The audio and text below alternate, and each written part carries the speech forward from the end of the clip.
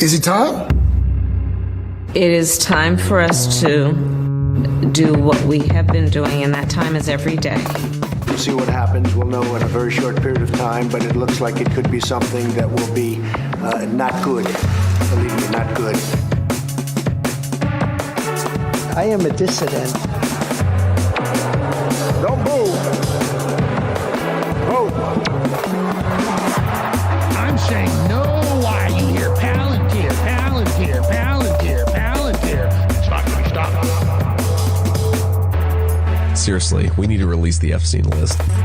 Turns off. I am not a church boy. Turns off. They're full-on vampires. They hate our beef. They hate our beef. They hate our beef because our beef is beautiful and theirs is weak. Not good. Believe me, not good.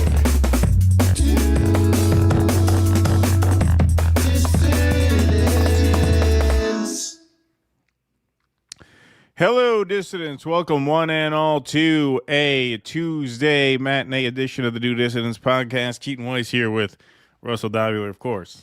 Hello. I realized my hair was messed up, and then I realized your hair is a little bit. My hair today. is not great today either. Yeah, I didn't do my I was adjusting my hair usual at the last second, and then I'm like, you know what? Your hair is looking a little flat as well. Bad hair day here. It is. Well, you know what I'm planning on doing actually before I go to Thailand, because I understand it's very sticky and humid there. I'm probably going to get buzz cut before I go. Oh, that's cool. Yeah. All right. Yeah, I like that. That's a good idea. Very good idea. Yeah, that makes a lot of sense because it's too hot to have a full head of hair there. Yeah. And if it's, I think I got a pretty good idea what kind of climate that's going to be from everything I'm hearing. Like, you don't want hair. Yeah, no, I hear it's a bad place for hair. Yeah, terrible place for hair. Thailand. All right, folks. Well, hey, thanks very much for being here today. This begins the meat of a busy work week for us because we are hosting the Jimmy Dore Show tomorrow at 6 p.m. Eastern. Jimmy will be in Australia for some comedy shows, so some of our Aussie friends will have a chance to catch some of those shows, and you'll have a chance to, yeah, there you go. Yeah, it's sticky, but not because of the humidity. Ha. But you'll have a chance to catch us on the Jimmy Dore Show tomorrow. There's a lot of Epstein stuff happening right now as we speak, and we, of course, will get to that more thoroughly tomorrow, but we have to talk about it a little bit. This is all just very late breaking, so I don't even have slides. I just have videos. But we, of course, know Trump's big insult to Marjorie Taylor Greene is that she's a traitor. He called her Marjorie Traitor Greene. And here she is. He moved off the Marjorie Taylor Brown thing. Yeah, that did not didn't test well in beta. Yeah, no, that was a dud. That was DOA. But what's not DOA is the Epstein Transparency Act. That is getting voted on today. Expected to pass easily, if not unanimously, now that Trump caved and agreed that the House members should vote for it. But here's Marjorie Taylor Greene with fighting words for Donald Trump on the whole traitor question. I was called a traitor by a man that I fought for 6 years for. And I gave him my loyalty for free. I won my first election without his endorsement, beating 8 men in a primary. And I've never owed him anything, but I fought for him for the policies and for America first. And he called me a traitor for standing with these women and refusing to take my name off the discharge petition. Let me tell you what a traitor is. A traitor is an American that serves foreign countries and themselves. A patriot is an American that serves the United States of America and Americans like the women standing behind me. Get your fucking shine. And I want to tell you that this only became possible today because the American people whom we serve as representatives here in Congress demanded that this vote happen, and they put more pressure on every single elected politician in this city than has ever been put on them. And today you are going to see probably a unanimous vote in the House to release the Epstein files. But the real fight will happen after that. Yeah. Yeah. Damn, yo. So that is pretty based. And yeah, those are fighting words, because she could have taken this opportunity to do what like Nancy Mace did, which again, we don't have videos for this all because this all just fell in our lap at the last minute. We'll get into this much more thoroughly tomorrow, obviously. We have Nancy Mace saying, well, Donald Trump came around. You know, he came around. He ended up doing the right thing. She's not having any of that. She's like, no. And this is not only is it based, but it's extremely smart politics, because this is her victory lap and Thomas Massey's victory lap.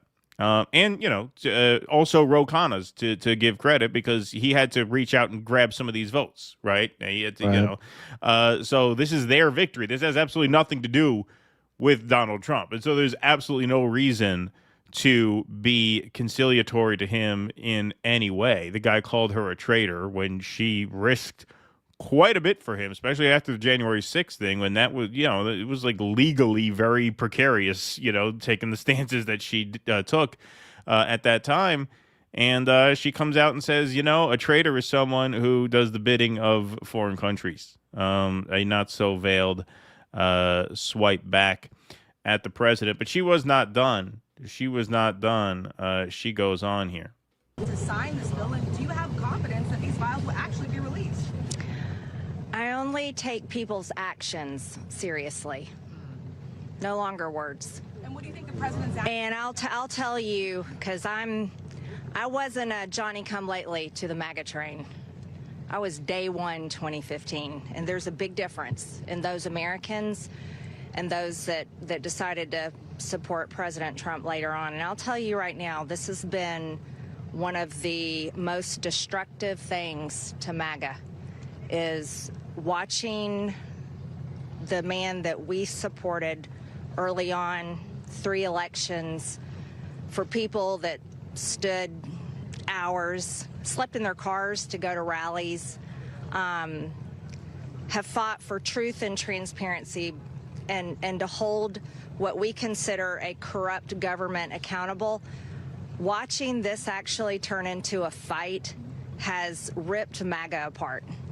And the only thing that will speak to the powerful, courageous women behind me is when action is actually taken to release these files, and the American people won't tolerate any other bullshit. That's where we are today. Thank you.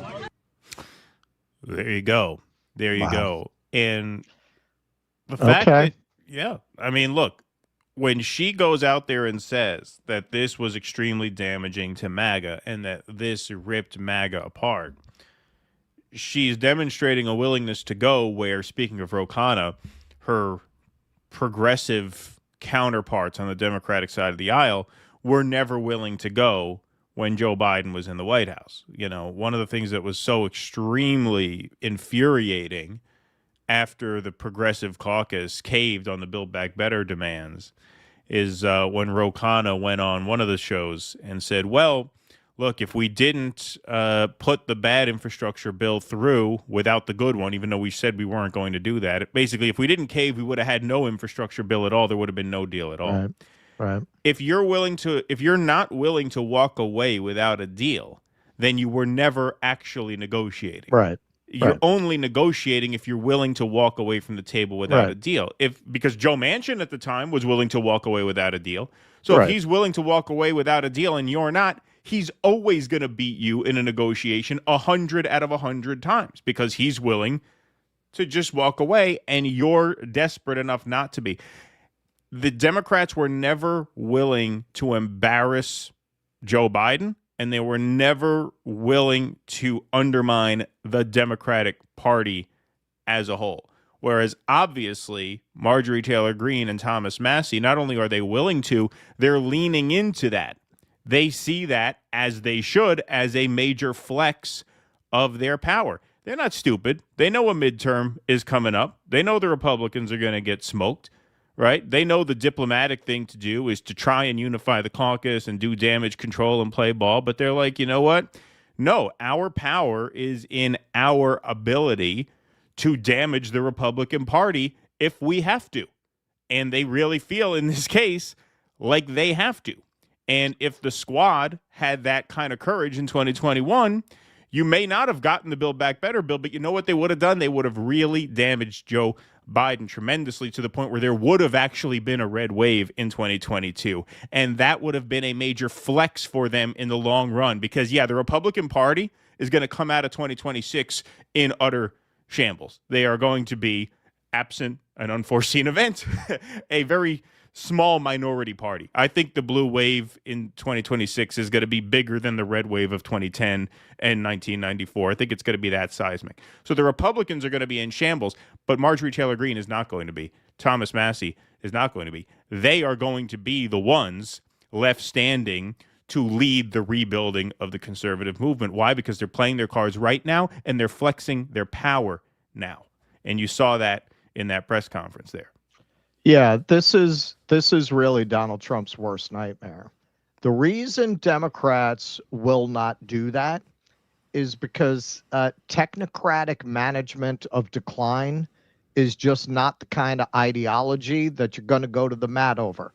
Right. It's not the kind of thing that really inspires great displays of moral consistency.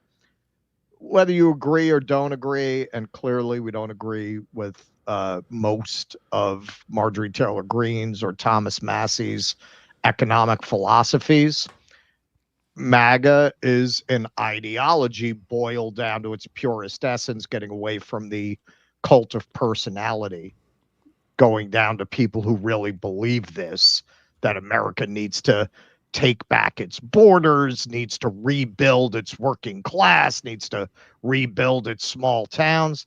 That's an ideology. That's a belief. They really believe in that vision. And Donald Trump, not just for them, I would argue for most of the people who supported him, has completely destroyed his credibility as somebody who's interested in delivering that. To seize on that, yes, it's smart politics because it's giving all of those disaffected Trump voters a banner to rally around. But it is going to create chaos, nowhere more so than among the Benny in the closets. They're not going to know whether to shit or wind their wristwatches now, man. Like most of the people who listen to them, I would argue. The more Massey and Green and whoever else joins their side comes out making the argument, Trump's not MAGA, I'm MAGA, the more of his very now disaffected base is going to move to them. That's their audience. Like, what do they do? Because, frankly, I believe they're getting paid by Trump-aligned interests. So what do they do when they're getting paid to support the administration? But the people who come to them for their daily dose of rage bait are no longer attuned to endless defenses of they don't want to see another Eric Doherty. Holy crap. Right. Trump just said this in the Oval Office. Like, the more people are over it, what do they do? What do they do? Do Trump's PAC people and dark money people just shift over to supporting that, figuring they'll subvert that to get their agenda through? Probably. I mean, in the end, it seems the longer this goes on, the more Trump looks like a dead man walking, the more the interests that support him are going to walk, and they're going to find where the next base of power is going to be. I don't see how he recovers from this. No. At this point, I am beginning to really think, and maybe this will be a prediction that I register for 2026, and this will be a bold one. Somewhere around the midterms, either right before or right after, he will negotiate some sort of exit, and J.D. Vance will take over. Because here's the thing. Let's say, look, I don't think these Epstein files are coming out before the midterms, at least in a way that satisfies people. And we'll get to a little bit in the next segment because Johnson is already hinting that. So it could take a Democratic majority to publish them. And there is going to be, absent a major unforeseen cataclysmic event, a Democratic majority in 2027 in January. that could be at the point where Donald Trump pardons himself and gets sick or something and has to leave, because this is not clear. This is clearly not sustainable, not even in the short term, as we'll see in the next segment, where Mike Johnson is already signaling that there's going to be fuckery in the Senate to try and block these files, because this is the end for him. There's no reason, there's no way this can't be the end for him. He wouldn't have been behaving the way he's behaving about these files for all this time if this wasn't the end of the line. And he might have, as we saw for a minute, he was able to tamp down conversation among the faithful about this for a second. Then you throw in the Argentinian beef, you throw in the soybean farmers, you throw in all of the moves that he has been making that are clearly not MAGA. Hey, even setting up all these crypto companies, yeah, a lot of people are stupid enough to say, oh yeah, look at that, it's a Trump. I don't think it's most. I don't think it's most. I think most of them think it's fucked up. I think most of them think like he pardoned the crypto guy who he now claims doesn't know who it is. I think you've got a very small core of people who none of that matters. I don't think it's the majority. And then you throw the Epstein files into that. If everything else he did were what he promised, I honestly do think his base would just say, all right, it's the price of admission. Right. They did that with so many other things. But it's too, that combined with everything else is just too much. Of course. I think so. I think that's absolutely right. All right, we got one more little mini segment here before we get going with the full pieces. So the fix is in, folks. The fix is in. So just to catch everybody up, Trump was calling the Epstein files a Democrat hoax until finally the swearing in of Congresswoman Adelita Grijalva gave the Democrats 218 votes for the discharge petition, which would compel the DOJ to release the Epstein files. And so once Trump realized he didn't have the votes anymore, he was afraid of losing even more votes, because he was afraid that more House Republicans would vote to release the Epstein files to save face, because at this point, they'd rather be on the right side of the Epstein files than on the right side of Donald Trump. And so here we are, the day of the vote, where it's certain to pass nearly unanimously now that Trump gave his blessing, quote unquote, his stamp of approval to, yeah, go ahead, pass it, and we'll release it. Well, already we're seeing Mike Johnson start to hedge and start to explain how he's been in touch with John Thune, Senate Majority Leader, and communicated the need to take the time to go through these files to redact important national security stuff, which the House is not allowed to do. Let's take a look at this. What am I to do as a leader in a situation like this? I called my counterpart in the Senate, Leader Thune, and I talked him through this with him and shared our deep concerns. And of course, they share those concerns as well. And so I'm very confident that when this moves forward in the process, if and when it is processed in the Senate, which there's no certainty that that will be, that they will take the time methodically to do what we have not been allowed to do in the House, to amend this discharge petition and to make sure that these protections are there. They're going to take the time to methodically amend the discharge petition. That sounds like it's going to take a long time.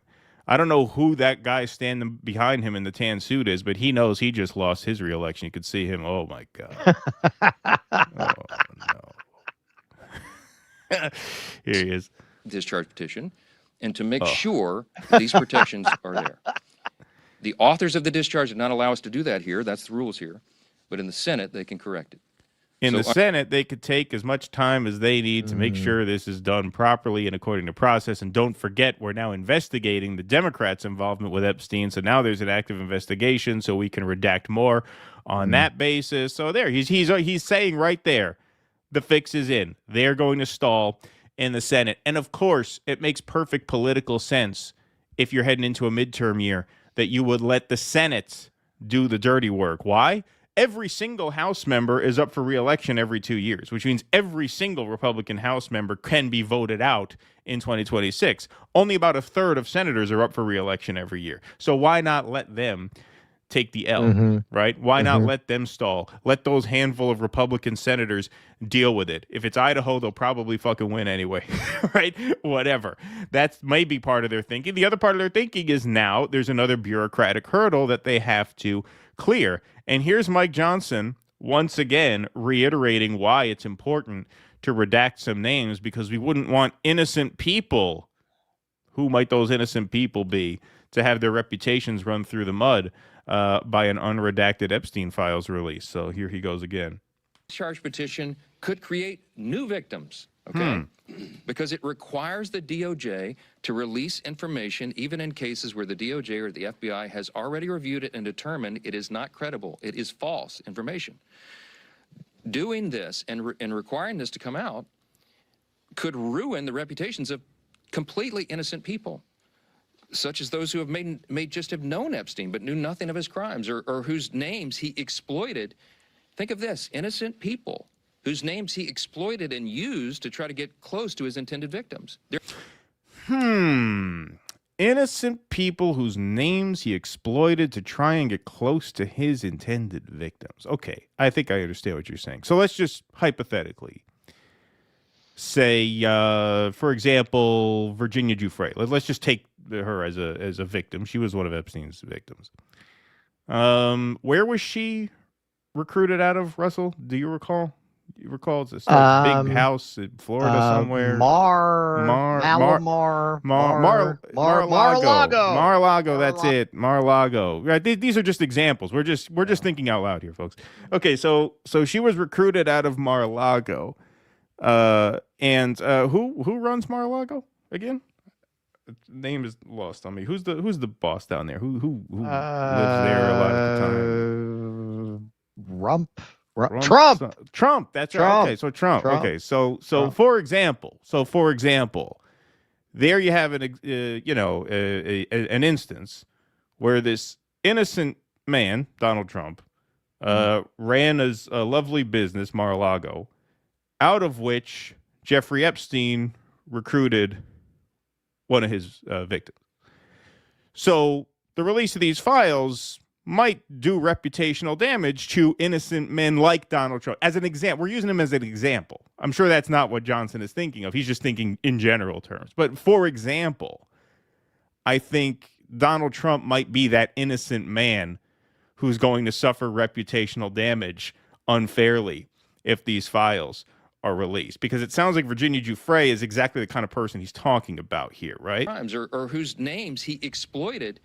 Think of this, innocent people whose names he exploited and used to try to get close to his intended victims. Right, so he was friends with Donald Trump. Again, this is just an example. He's friends with Donald Trump, uses that connection to get into Mar-a-Lago to recruit a woman to abuse sexually. Okay, now I see his point now. I'm starting to say, this is starting to make sense now. Their names may be in these files, and they had nothing to do with this. And so by just haphazardly releasing it, you're going to destroy their reputations. Their reputation. Releasing information containing the names of innocent people would subject those innocent people to a guilt by association. It would create an entirely new group of victims who have no means to clear their names. That's a concern of Congress, and it should be. It should be. Yeah. It could especially be since, you answer to Donald Trump. Yeah. There could be a young, innocent girl, innocent immigrant girl who came to America with stars in her eyes, went on to be lured into sex work, had sex with Jeffrey Epstein, and went on to be the first lady. That might be in there. Yeah, that might be in there. We don't want that person embarrassed. Right. That could be embarrassing. Sex work is work. That's what we say around my house. Yes. We're going to make women do sex work to get food stamps. That's part of the work requirement for next year. It's part of the big, beautiful bill. We call it the Caligula bill. Yeah, the Caligula amendment. Yeah. So, I mean, is it any more? Could it be more obvious what he's talking about there? Like, could it be any more obvious? Oh, Epstein exploited the names of certain innocent people to get close to victims. That's exactly what happened with Virginia. It's amazing. Like, we know he recruited girls out of Mar-a-Lago. Trump complained about it. That's already in multiple Epstein leaks. It could not be more obvious what they are worried about here. It's the most obvious thing in the world for him to couch it in these like generalities. Why don't you just come out and say, yeah, Trump didn't do anything, but this is going to make it look like he did. Right? Like, you may as well just say that. Everybody knows that's what you're talking about here. It's so pathetic. And this is why, man, like, you know, there's just nothing they can do to stop this. This is just a whirlpool sucking all of them down. That's really what this is. There's no way out. There's no way out. Well, and they made their own bed, man. I mean, they made this a central issue of their political identity, and I don't know how many of them were naive to how compromised Donald Trump would be if these files were ever released. Donald Trump certainly knew, but in his arrogance, he used it as a political tool, assuming that he could just shut the morons up when it came time. It's a Democrat hoax. Right. It's like Russia. Yeah, they'll forget about it. Wrong. Absolutely. Not this. I also think he assumed that, and wrongly, that there are so many Democrats implicated in this that the Democrats will never push to release the files. Yeah, and I maybe. think I think he kind of underestimated the extent to which the generational divide between people who are in those files and people who aren't. Yeah, the extent to which there is a generational divide, and the extent to which Democrats, some of them, enough of them, are willing to just make this an issue. Like, if you're going to come in and you're going to do your Project 2025, where you do everything you can to render the legislative branch irrelevant, well, then at that point, you're forcing the legislative branch to do everything they can to remain relevant. And this is one of their only checks on you, is to threaten you with this Epstein shit, right? Like, the reason this didn't come up in Trump's first term is because Trump in his first term was essentially Mitt Romney with some mean tweets, right? I mean, this also wasn't as visible. It wasn't until 2019 that Epstein was arrested, and most people really became aware of this. It was almost the end of his presidency. That's true, but I would also float as a possibility that Epstein may have been whacked with the approval of the big man, the boss. Like, that could have been a big part of it. Don't forget, Donald Trump was president when that happened. We obviously know there's dirt on him here, right? So we don't want those pictures of me with my little bubba in your mouth coming out. Yeah, right, exactly. So look, I think he misjudged the moment in a lot of ways for a lot of reasons. We can dissect that, and I'm sure we will in the coming days and weeks and months. But it looks like this House vote was one step, and then the next step is going to be turning the screws on the Senate, because obviously the Senate is basically under orders from the boss through Mike Johnson to stall as much as they can. They're going to methodically go through this and make sure that no people who Epstein exploited to get girls from is named unfairly in this. Wow. Yeah, well, with Nancy Pelosi, when they asked her about this, she said, well, we need to be focusing on other things. It's a distraction. Epstein files, it's a distraction. It's a distraction. What do you think that's about? What do you think of course. that's about? She personally knew a lot of people who did business with Jeffrey Epstein who would be embarrassed, at the very least, by a release of that. Ro Khanna doesn't give a shit. He's not from that generation. Right, it doesn't matter. Larry Summers just said, "I'm, basically exiting public life in disgrace." Well, he's gonna keep teaching, which is great for a guy who palled around with a PDF file. Yeah, you're really cleaning up academia's reputation there. Yeah. All right, let's take some super chats and some Rumble rants. Great crowd in here to start things off. 1,713 in the YouTube chat, 497 strong over on Rumble. Smash that like button, smash that subscribe button, smash that follow button. If you're listening to this on audio podcast or watching the Spotify video, smash that follow button as well. Follow us on your favorite podcast player as well, podcast listeners. We have not forgotten about you. Eric Cousseau says, no war but class war. Thank you, Eric. Furrow Squeen says, it's like that episode of Seinfeld where the shower pressure in the building went down. Yeah. It looks a little bit like a weak water pressure. Eric Rousseau, MTG, Trump swallows, I don't swallow. Eric E.O. Shush says, I'm so pissed. How many Jews have to die before you stop making jokes in your segments about Bari Weiss and Dave Portnoy? Ha, good one. Thought ahead, E.O. Shush. I like it. Appreciate that. Okay. All right. Let's move on. Let me take some super chats, and then we'll get to some more Rumble rants as we go. Mark Pugliese, Russ, if you get a buzz cut, you'll look like Gertrude Stein. Now, do you mean Picasso's interpretation of Gertrude Stein? When people told Picasso it didn't look like her, he said it doesn't look like her now, but it will. Real B. Have you guys seen the interview by Mehdi of the whistleblower who said the Biden administration covered up the murder of Shireen Abu Akleh? I have not. Have you, Keaton? No, I haven't. I haven't seen that.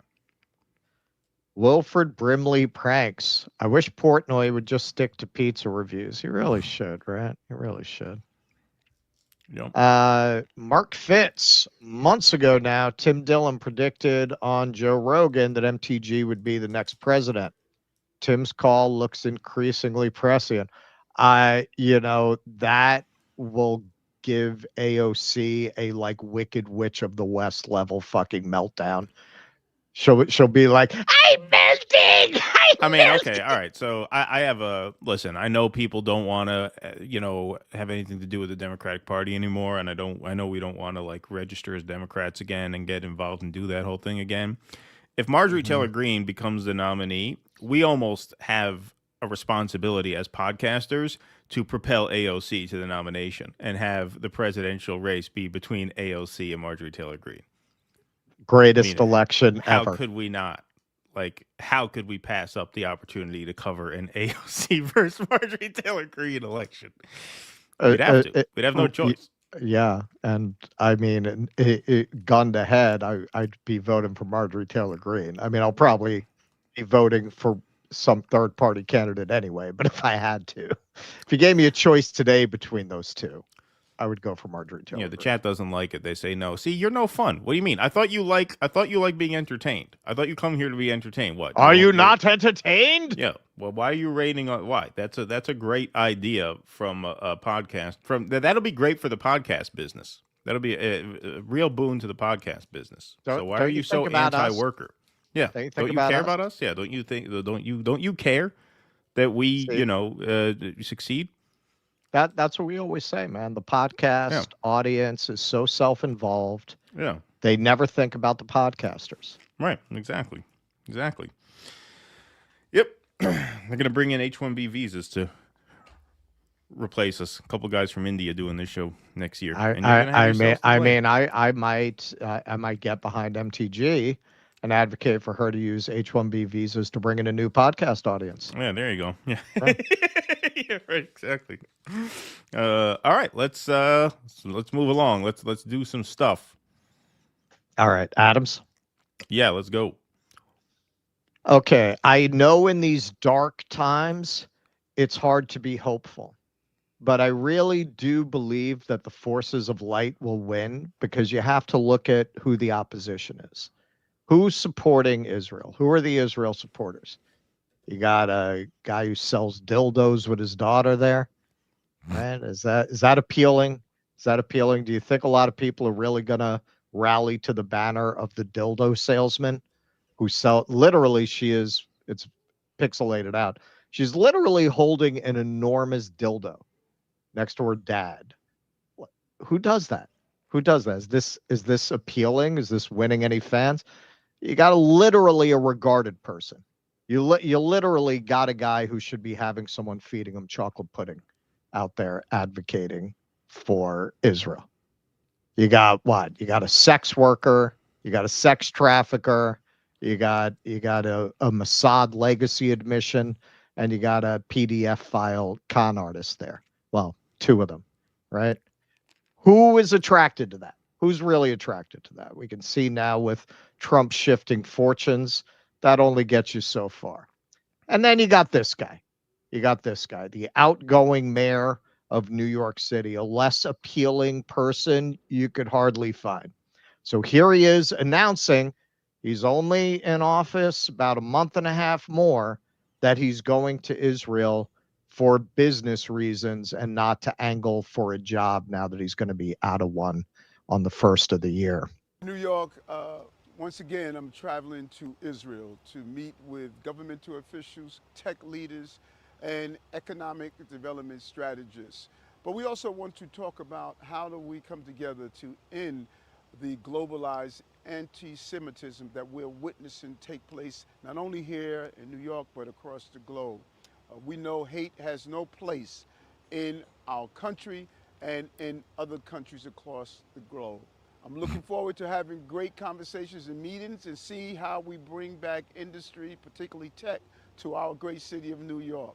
We're going to have a safe trip and a productive journey. Thank you. All right. Now, if there was one thing that we know that our soon-to-be former mayor loves, it's free trips. Right. A true friend of Turkey, Eric Adams' bribery indictment reveals years of flights and favors. Prosecutors claim Turkish president showered the New York mayor with illegal donations and luxury stays so he would get these business class flights on Turkish Air. He'd stay at the Four Seasons in Turkey for $50. Yeah, they treated him very well. So going out with an all expenses paid by the taxpayer trip to Israel, that's very true to form for Eric Adams. And just to give you an idea of the level of corruption, this is from the indictment. On January 11th, 2022, Adams met the promoter, the Adams staffer, and others at a high-end New York City restaurant frequented by Adams. At one point during the meeting, Adams, the promoter, and the Adams staffer met separately in a private area. There, the promoter discussed his prior efforts to collect campaign contributions for Adams in Turkey, stated that he could collect more foreign contributions in the future, and indicated that he would be able to raise more money for the 2025 campaign if Adams visited Turkey and met with Turkish business people. Adams welcomed the offer of foreign contributions and told the promoter to coordinate with the Adams staffer to arrange the contributions. And repeatedly in the indictment, there are instances where the staffers confirm with Adams, okay, so this is okay to have like a straw donor where money's coming from Turkey to an American who's pretending to be the donor. Yeah, go ahead. Go ahead and do it. He always says yes. He never says, no, that's going too far. Always says yes. But so why is he a free man? Why is Eric Adams not in handcuffs? Well, judge dismisses New York mayor corruption case, slams Trump administration bargain. The judge didn't like it, but what can he do if the DOJ is not going to prosecute the case? A U.S. judge dismissed corruption charges against New York City Mayor Eric Adams on Wednesday, it was April 2nd. Even as he said the Trump administration's argument that the case should be dropped because it was hindering the Democratic politicians' help with an immigration crackdown smacks of a bargain.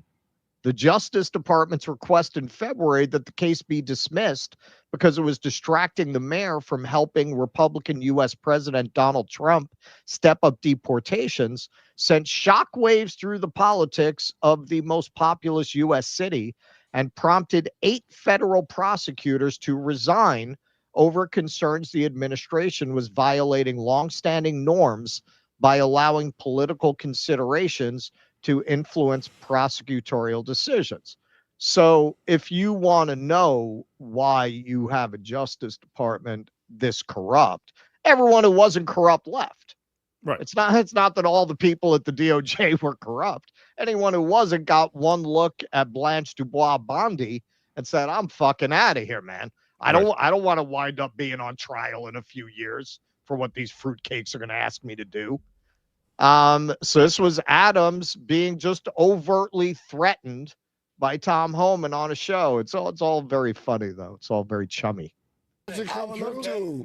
You're up early anyway. If he doesn't come through, I'll be back in New York City, and we won't be sitting on the couch. I'll be in his office, up his butt, saying, "Where the hell is the agreement we came to?" So, I want ICE to deliver. And I want ICE to deliver. We're going to deliver for the safety of the people of this city.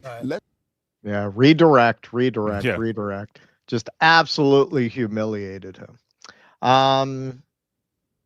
But hey, that not only is that not a bar to entry in Israel, it's kind of a requirement to entry, showing that you're open to being just completely degraded and humiliated that way. Eric Adams meets with Netanyahu on taxpayer-funded Israel trip as he rips Mayor-elect Zohar Mamdani. This was even a little too much for the New York Post. They had to throw in that taxpayer-funded thing. So one of the first things he did there was give a speech to Stop Anti-Semitism that was sponsored by Stop Anti-Semitism, which is funded by one of Donald Trump's main billionaire donors. And here he is ginning up paranoia about the safety of Jews in New York under Mamdani. There is a full frontal attack on Jewish people, and hate is alive and is well, and social media is contributing to it, as well as the arrogance, and as well as many people who want to pretend as though it does not exist. It does exist, and I'm not going to be part of those who are going to sugarcoat the hatred that we are seeing. The time is now. We must unite together. There are many conversations that's taking place across the entire globe to reclaim their countries and reclaim their communities and families. And I said this before and I'll say it again. If I was a Jewish New Yorker with children, I would be concerned right now. I would be concerned right now. And that's something we should. Now, I know some people say that the 1 in 7 homeless school children that I'm leaving behind, they're the ones who should really be afraid, but we don't want to talk about that here. That's not what we're talking about right now. It should not normalize, and it should not be accepted. And I'm not willing to accept it. And I'm here today to say homeless school children I can accept because they're not going to give me a job when I get out of office. But having a mayor who's gone out of his way to promise to protect Jewish New Yorkers who won't come fuck that wall, that's a bridge too far. To you, as I said then, I'm not just the mayor that's leaving office, I'm your brother. And we will continue to stand side by side with you because you were there for our community time and time again, and I'm going to be here for your community. When my grandmother would act up in the car, my grandfather would start saying, "That's it, Lee, we're going through the Schwarzer neighborhood."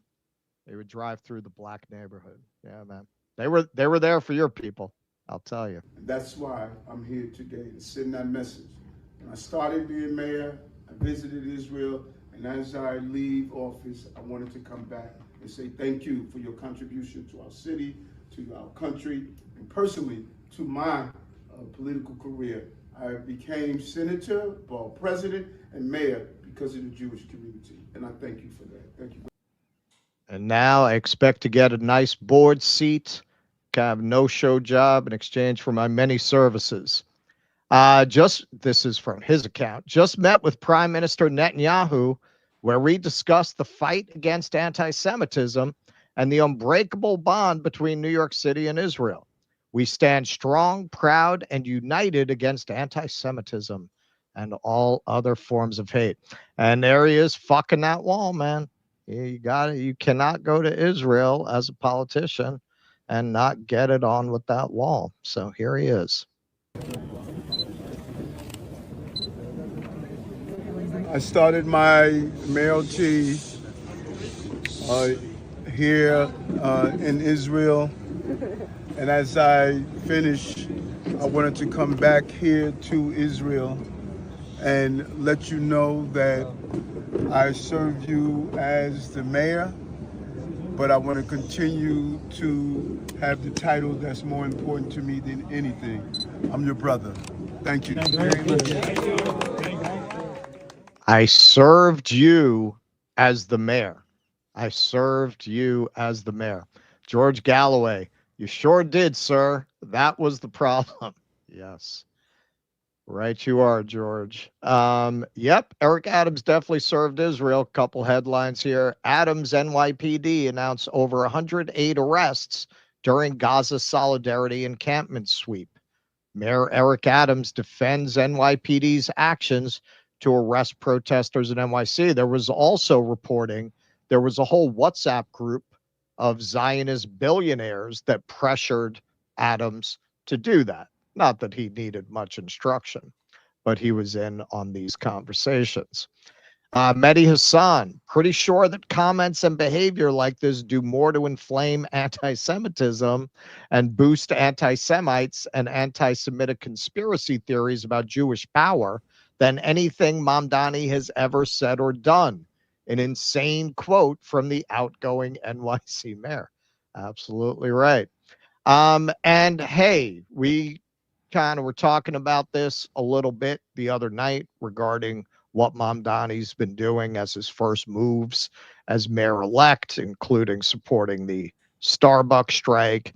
And I think particularly for a lot of people who got burned by Bernie Sanders, and before that, really, honestly, most people who supported Bernie had supported Obama at one time, got burned by Obama. There's a tendency to give absolutely no grace to Democrats, while at the same time giving a lot of grace to people like Marjorie Taylor Greene and Thomas Massie. Yeah, I'm sure Mamdani will disappoint in a lot of ways, and we will be right there to call him out when he does. But I think getting into a place where you reflexively call people out even when they're doing right, I don't think that's a good place to be either. Case in point, so this is the outgoing mayor. Here's the incoming mayor in a moment that a lot of people believe won him the mayoralty. First foreign visit by a mayor of New York is always considered significant. Where would you go first? That's right, Ms. Adams. First visit, I would visit the Holy Land. Mr. Cuomo? Given the hostility and the anti-Semitism that has been shown in New York, I would go to Israel. Mr. Tilson, where would you go? Yeah, I'd make my 4th trip to Israel, followed by my 5th trip to Ukraine, 2 of our greatest allies fighting on the front lines of the global war on terror. Mr. Mamdani. I would stay in New York City. My plans are to address New Yorkers across the 5 boroughs and focus on that. Mr. Mamdani, can I just jump in? Would you visit Israel as mayor? I will be doing, as the mayor, I'll be standing up for Jewish New Yorkers, and I'll be meeting them wherever they are across the 5 boroughs, whether that's in their synagogues and temples or at their homes or at the subway platform, because ultimately we need to focus on delivering on their concerns. And just yes or no, do you believe in a Jewish state of Israel? I believe Israel has the right to exist. Not as a Jewish state? No, as a state with equal rights. He won't, Not as a say it Jewish has state. a right to exist as a Jewish state. Be very And clear his on answer was no, he won't visit Israel. I said that. That's what he was trying to say. No, unlike you, I answer. Unlike you, I answer questions no. very. All right. If you have been advocating for the pro-Palestine cause, many before October 7th, this is a win. Take it, tout it, right? That's how you build morale. That's how you encourage people. And that's also how you encourage other politicians to take up your views, to take up. Why would anyone want to side with a movement that's going to attack them when they agree with them and champion their causes? Like, why would you even want to align with people who are just constantly going to attack you no matter what you do, if you are not completely aligned, if you never have a misstep? And again, I mean, Mamdani, I am sure, is going to do a lot of things that we're going to wind up doing vicious exposés on over the course of his mayoralty. But credit where credit is due, and you cannot look at who's going out. A guy who in his final weeks takes a taxpayer-funded trip to Israel, where he's clearly angling for money and jobs after he gets out of office. What deals are you going to make? You're a lame duck. You're out in a month and a half. He's not there for New York. He's there to establish his bona fides and remind them how staunchly he, as he said in his own words, served them. He went there and stated straight out, I served you. I served you as mayor. It's a reminder so that they don't forget him when he's out of office. They remember to give him a little loot, a little nice no-show cushy board seat somewhere. And then you got a guy who, in the a city with the largest Jewish population outside of Israel on fucking earth, refused to concede the point that Israel needs to be a state with equal rights for everybody. Now you're going to say there's no difference. I'm sorry, you cannot say that. That's as reflexive and as knee jerk as being vote blue no matter who. It's difficult to evaluate things in a nuanced way, issue by issue. It's much easier to just have a default position. But that's just not attuned to reality. As somebody who lives here, I am very glad to see Eric Adams gone and to see him get replaced by someone like Mamdani. Is he everything you'd want him to be? No, I mean, who is? And again, I'm sure he will disappoint in many ways. But in this, people who have been advocating for this cause for a long time should really rejoice and take a fucking victory lap, man. You won. The left is always complaining, we never win, we never win. Well, you did. You did. You won. You won this one. Yeah, and Adams knows that, and that's why Adams made that trip. It's almost like, Eric Adams is happy to be moving on from his job as a disgraced, unpopular mayor, who did what he had to do to serve Donald Trump and keep the government off his back for a while. And now, yeah, of course he's looking for cover. Of course he's looking for cover. Don't forget, the best way to get on the good side of Donald Trump is to get on the good side of the Israelis, because he's no use to them out of office, right? So if you take Holman's threat seriously, hey, we're going to come, we're going to be up your ass until you do what we tell you. Well, now that he's got no power, he's of no use to them, right? They don't have to protect him anymore. So who can always protect you? The Israelis, right? And he runs over there and says, "I served you." I mean, it's such a notable contrast. You almost think it had to be deliberate, since I do think that that moment on the debate stage with Mamdani really gave him the last push that he needed to beat Andrew Cuomo in that primary. Because don't forget, at the time that debate happened, it was not a sure thing at all. Not a sure thing at all. He wasn't even the favorite at that point. That was part of his climb up from essentially the bottom of the pack, polling-wise. And yeah, I mean, what a contrast between him and this guy who runs to Israel in the lame duck session, angling for some sort of like post-career. Yeah. Yep. Pretty wild. All right, let's take some more super chats. Why don't we? All right. Brad Gilbert, MJ hinting that Trump was used to get Bubba. Yeah, it's a scandal of the week. Kuznetsky Busain.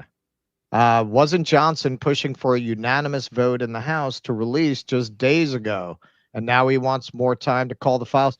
No, he wasn't. He was doing a fake push, calling for an anonymous vote that he knew the Democrats wouldn't go for, so he could then say, the Democrats voted against it, I wanted to release the files. He was just playing a game. Michael Castillo, Trump is dead man walking. I love it. Free Palestine. Yes, sir. Thank you, Michael. Figuratively, of course. Yes, of course. In terms of Johnson, in terms of the unanimous consent, yeah, I mean, he knew the Democrats would block it. You could evaluate it a million different ways. He wanted unanimous consent so that his members didn't have to vote. He also knew the Democrats were not going to go for that. But it is true to your point, Kuznetsky. He obviously is upset that this is going through, even though I imagine the vote will be near unanimous for it. Yeah, well, especially now that Trump dropped his resistance. Yep. Michael Castillo, JD called for the release of the files on Theo's pod. Was he on that recently? Well, yeah, that's on. That's in our opening. That was months ago. Oh, thought you were talking about Jimmy. No, Vance. when we call him JD. The sound drop in the intro is we need to release the Epstein list. That was on Theo Vaughn. Well, now I realize. Yeah. Virtuoso. I rather see AOC versus MTG on that UFC event at the White House lawn. Listening to those two talk are nails on a chalkboard. Oh, MTG has a nice Southern drawl. AOC definitely has that Valley Girl airhead thing going on. Yeah. MB Soul, thanks for your efforts. Free us from APAC. We're trying, man. We're trying one show at a time. John Trevina, the Epstein saga ends with MAGA tar feathering Trump on Four Seasons landscaping. That's great. That Four Seasons landscaping thing is one of the funniest things that's ever happened. All right, you want to do some rumble rants? Yeah.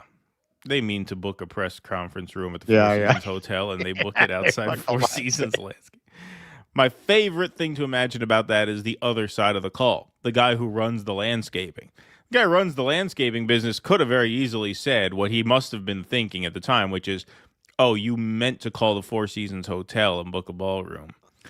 Instead, he's like, yeah, sure, I could take a deposit right now. Right now. Kind of foreshadowed the competence of this administration. Yeah, exactly. YepX, multi-part message. DD in chat. Never trust or support reformist Trotskyists. This includes but is not limited to DSA, PSL, read the book, Trotsky's Lies by Grover Furr.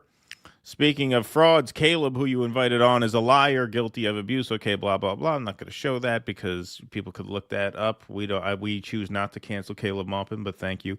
The government really cares about protecting innocent people, innocent fishermen, for example. Yeah. YepX, to be blunt, real leftists don't support reformist Trotskyist individuals or organizations. Well, Caleb is not a Trotskyist. I think the point of his book is the Trotskyists kind of an attack on the Trotskyists. Yeah. We had Trotskyists write us about that too. Military terroristic empire, mRNAs, the delusional TQIA plus cult, and that of Israel, Ukraine. 3 out of 5. A couple of people who are well disciplined in communism, Marxism, Leninism, are the Marx Engels Lenin Institute and the Class Consciousness Project. For the TQIA plus subject, check out Morbid Symptoms. Lastly, a request. Please respond to emails more. Hire someone if you need to. Well, that would be bad business. I mean, I could respond to you now. Thank you for those comments. Thank you. Like, that's what I have to say. I appreciate the comment. Like, what? I'm going to argue with you about Caleb Maupin? Yeah, that's what I have time to do. I have time to go back and forth in email chains with hundreds of people who didn't like a guest that we put on the show. Yeah. No, I have a lot of time for that. Yeah. And a lot of money to pay someone to do it for me. That's what we should post that on Indeed. Looking for people to argue with aggrieved listeners about episodes they don't like. Yeah, if we did hire somebody to do that, you'd get an answer from them. Yeah. Like it's not like we don't have time to I would say I get around usually to reading the emails. We just don't have time to answer all of them. Yeah. And particularly when we get those kinds of grievances, we really don't have time for them. Yeah, I mean, look, what are we going to do? Go back? We have fight with tens of thousands of people who listen to some of these shows. We're going to go back and forth about what they don't like. If you feel that strongly, start a show, man. Start a show. Go express what you think on your own show. I mean, it's fine. You have a right to know. I mean, that's sure. My response would be thank you for your feedback. But we're not going to go back and forth for a week. I'm not going to argue with you about. I mean, especially. I'm sorry, man. Like we've talked about this before. There's a sectarianism under the communist umbrella, broadly defined, that is very cultish. It's like Scientologists. You know, it's oh, you know what? If you read the thing that I am telling you should read and 100% agree with, then you would 100% agree with me. Right. Okay. Right. What does that mean? All right. Vienticus Prime says everything's a scam, everything's a lie, everything's hypocrisy, and so that shit just won't fly. Good one, Vienticus. Appreciate that. All right. Stoop Sign says with Jasmine Crockett versus Marjorie Taylor Greene, there's already bad blood. We might see a punch thrown in a presidential debate in that face-off. Thank you, Stoop Sign. Appreciate that very much. All right, folks. We will move right on along here. Let me make sure I got everything I'm supposed to have. Okay, so we haven't talked about Gaza in a little while because obviously peace has been restored there, right? We wish. But Jackson Hinkle tweets out a horrifying scene in Gaza right now as rains come in and threaten these what are essentially, I guess, tent settlements, shanty towns. A lot of people there, obviously, not living in their homes, which have been destroyed, but living in tents, which makes them especially vulnerable to floods during the rainy season.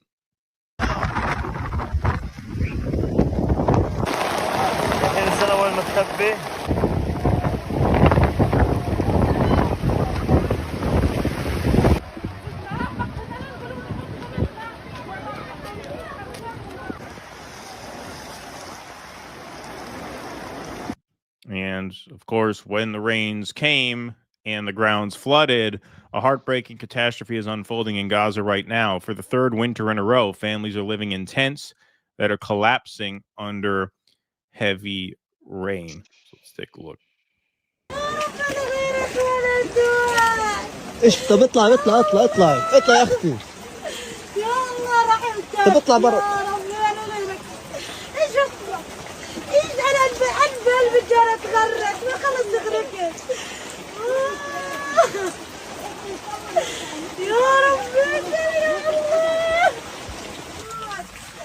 انا بموت يا ربي انا بموت يلا خذني يا الله يلا خذني يلا خذني. Obviously, very difficult to watch. Here's a little girl clinging to her grandfather, shaking from the cold as rainwater pours in from their tent. Don't forget, it does get well below room temperature at nights because deserts tend to get cool at night, obviously. So if you look up, this week I actually looked up just out of curiosity, how cold is it? It gets into the mid 50s at night, which soaking wet in cold water, just a horrible.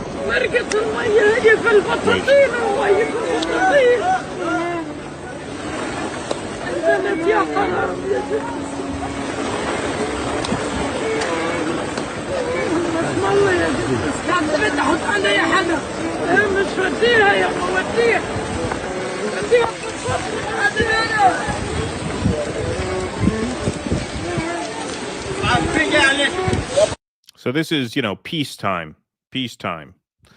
Heavy rain floods camps in Gaza, worsening conditions for displaced Palestinians.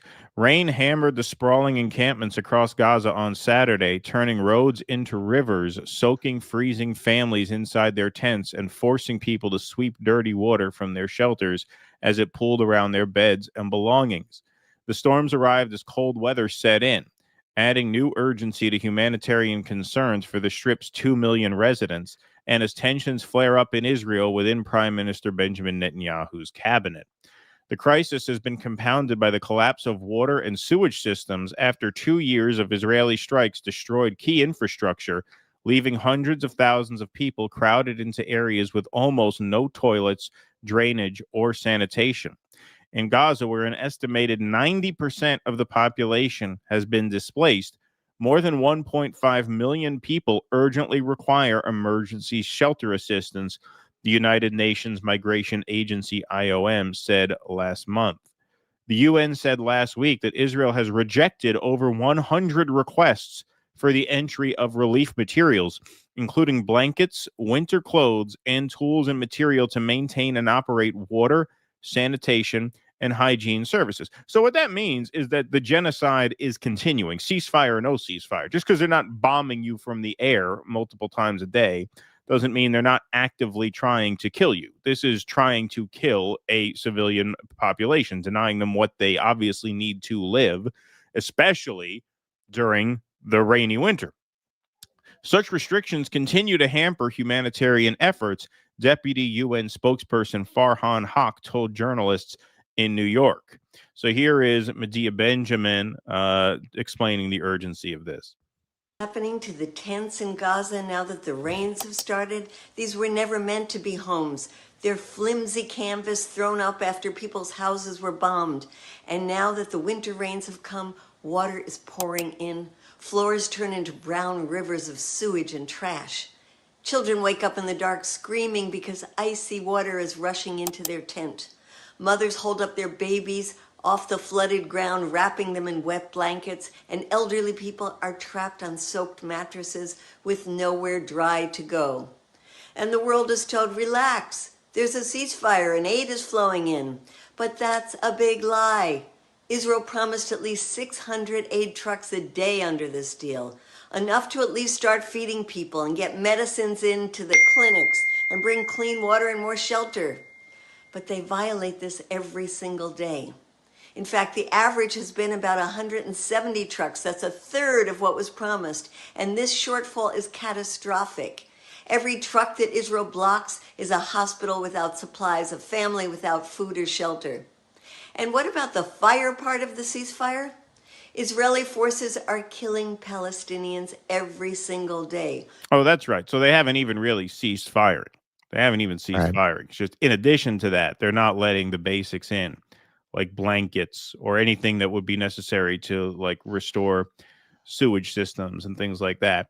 On top of that, by the way, there's a new plan in place for post-war Gaza. So you just saw how you can't even call it infrastructure. It doesn't even make sense to call it that. But their housing is flooding because of the rainy season. And by housing, we mean makeshift tents that were never intended to actually house people. But as for hopes of any reconstruction happening anytime soon, here's the plan.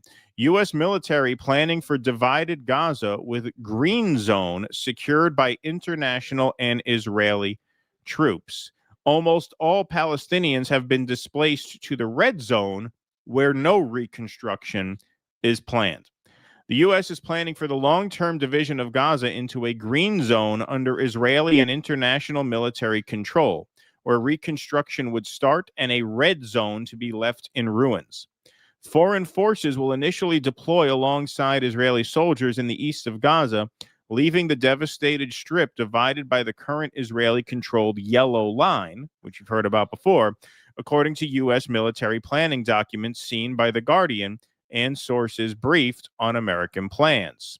So there you have the map of the Gaza red zone, which is where, of course, the people are herded into now, living in those tent cities with the major population centers. And then outside that, you have the green zone, which is under Israeli control, with the divide being that yellow zone, that buffer zone. If this looks familiar to everybody, it's probably because you're thinking of maps like this, right? Where, there's Palestine, and then the white is Israel. And you notice how the map gets whiter and whiter and whiter. But you see, obviously, even the present-day map has that tiny little green strip on the westernmost side. That's Gaza. Well, now here they're taking some of Gaza. That's essentially what they're doing. This is under Israeli control. Temporarily, of course, until Gaza gets demilitarized. Right. Yeah, if you believe that, I have 4 maps I'd like to sell you. Okay. Ideally, you would want to make it all whole, right? But that's aspirational, said a U.S. official, speaking on condition of anonymity. It's going to take some time. It's not going to be easy. The U.S. military plans raise serious questions about Washington's commitment to turning the ceasefire announced last month into an enduring political settlement with Palestinian rule across Gaza, which was promised by Donald Trump. Plans for Gaza's future have been shifting at a dizzying rate, reflecting a chaotic, improvised approach to resolving one of the world's most complex and intractable conflicts and providing aid, including food and shelter, to 2 million Palestinians. After weeks in which the U.S. promoted reconstruction in the form of fenced-in camps for small groups of Palestinians referred to as alternative safe communities, where they have Kamala's team writing these plans, alternative safe communities. Those plans were dropped this week, the U.S. official said. Here, that's a snapshot of a concept that was put forth at a certain time, the U.S. official said. That might be Kamala Harris. Maybe that's the U.S. official. Maybe she got a job in the Trump administration. That sounds exactly. Tell me that's not something Kamala would say. That's a snapshot of a concept that was put forth at a certain time, the U.S. official said. They've already Let me get a moved Venn diagram. Yeah, right, exactly. They've already moved on from that. Humanitarian organizations who have repeatedly raised major concerns about the ASC model said on Friday they had yet to be notified of the change of plans. Without a workable plan for an international peacekeeping force, the withdrawal of Israeli troops, and large-scale rebuilding, Gaza risks slipping into limbo after 2 years of devastating war. Mediators have warned of a situation that is not war but not peace. In a divided Gaza with regular Israeli attacks and entrenched occupation, no Palestinian self-rule, and limited reconstruction of Palestinian homes and communities. Well, most of that paragraph just sounds like pre-October 7th Gaza. That's what it was. Right. It wasn't war, but it wasn't peace. There were regular Israeli attacks. Israel bombed Gaza 2 weeks before October 7th. An entrenched occupation, obviously. No Palestinian self-rule, obviously. And now the reconstruction is after the genocide. But Gaza has now shrunk. The Israelis are now occupying that green zone. Now, you ask, what kind of reconstruction is possible and how is life possible inside the red zone? So here you can see widespread destruction across the Gaza Strip has generated more than 61 million tons of debris. Not 61 million pounds of debris, 61 million tons. A ton is 2,000 pounds. So if you look at the map, obviously the most damaged area, Gaza City, that's in the red zone where no reconstruction will begin. Khan Yunis in the red zone where no reconstruction will begin. The area that is in the green zone now, probably because of the border with Egypt, is Rafah. And that is now under Israeli control. That's where their security forces are governing. So in other words, the areas where Israel is the occupying security force, where there is no Palestinian governing body to the extent that it matters where there is and where there isn't, because the whole fucking place is in ruins. The places that are going to be built up are the places outside of that red zone and in that green zone. The U.S. military planners also see reconstruction inside the green zone as part of a nebulous path to reuniting Gaza by convincing Palestinian civilians to move across the line of Israeli control. So they want to lure them out of the red zone, where there's only going to be tents and tons of debris, into the green zone, where Israel is the occupying force and where there's going to be built housing for them. You know what that sounds like? Concentration camps. Sounds like that to me. As things progress, you could create conditions for there to be significant progress on reconstruction. You will have Gazan civilians moving there, beginning to thrive. Oh, yeah, I'm sure they're going to thrive. I'm sure it's going to be amazing. The U.S. official said. People will say, hey, we want that. And so it evolves in that direction. No one's talking about a military operation to force it. Well, you know who just greenlit all of this?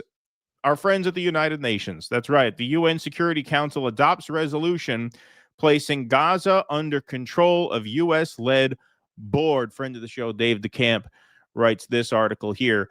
The UN Security Council on Monday adopted a U.S. proposed resolution that places Gaza under the control of a U.S.-led body, dubbed the Board of Peace, for at least 2 years, and authorizes the development of an international force to the Palestinian.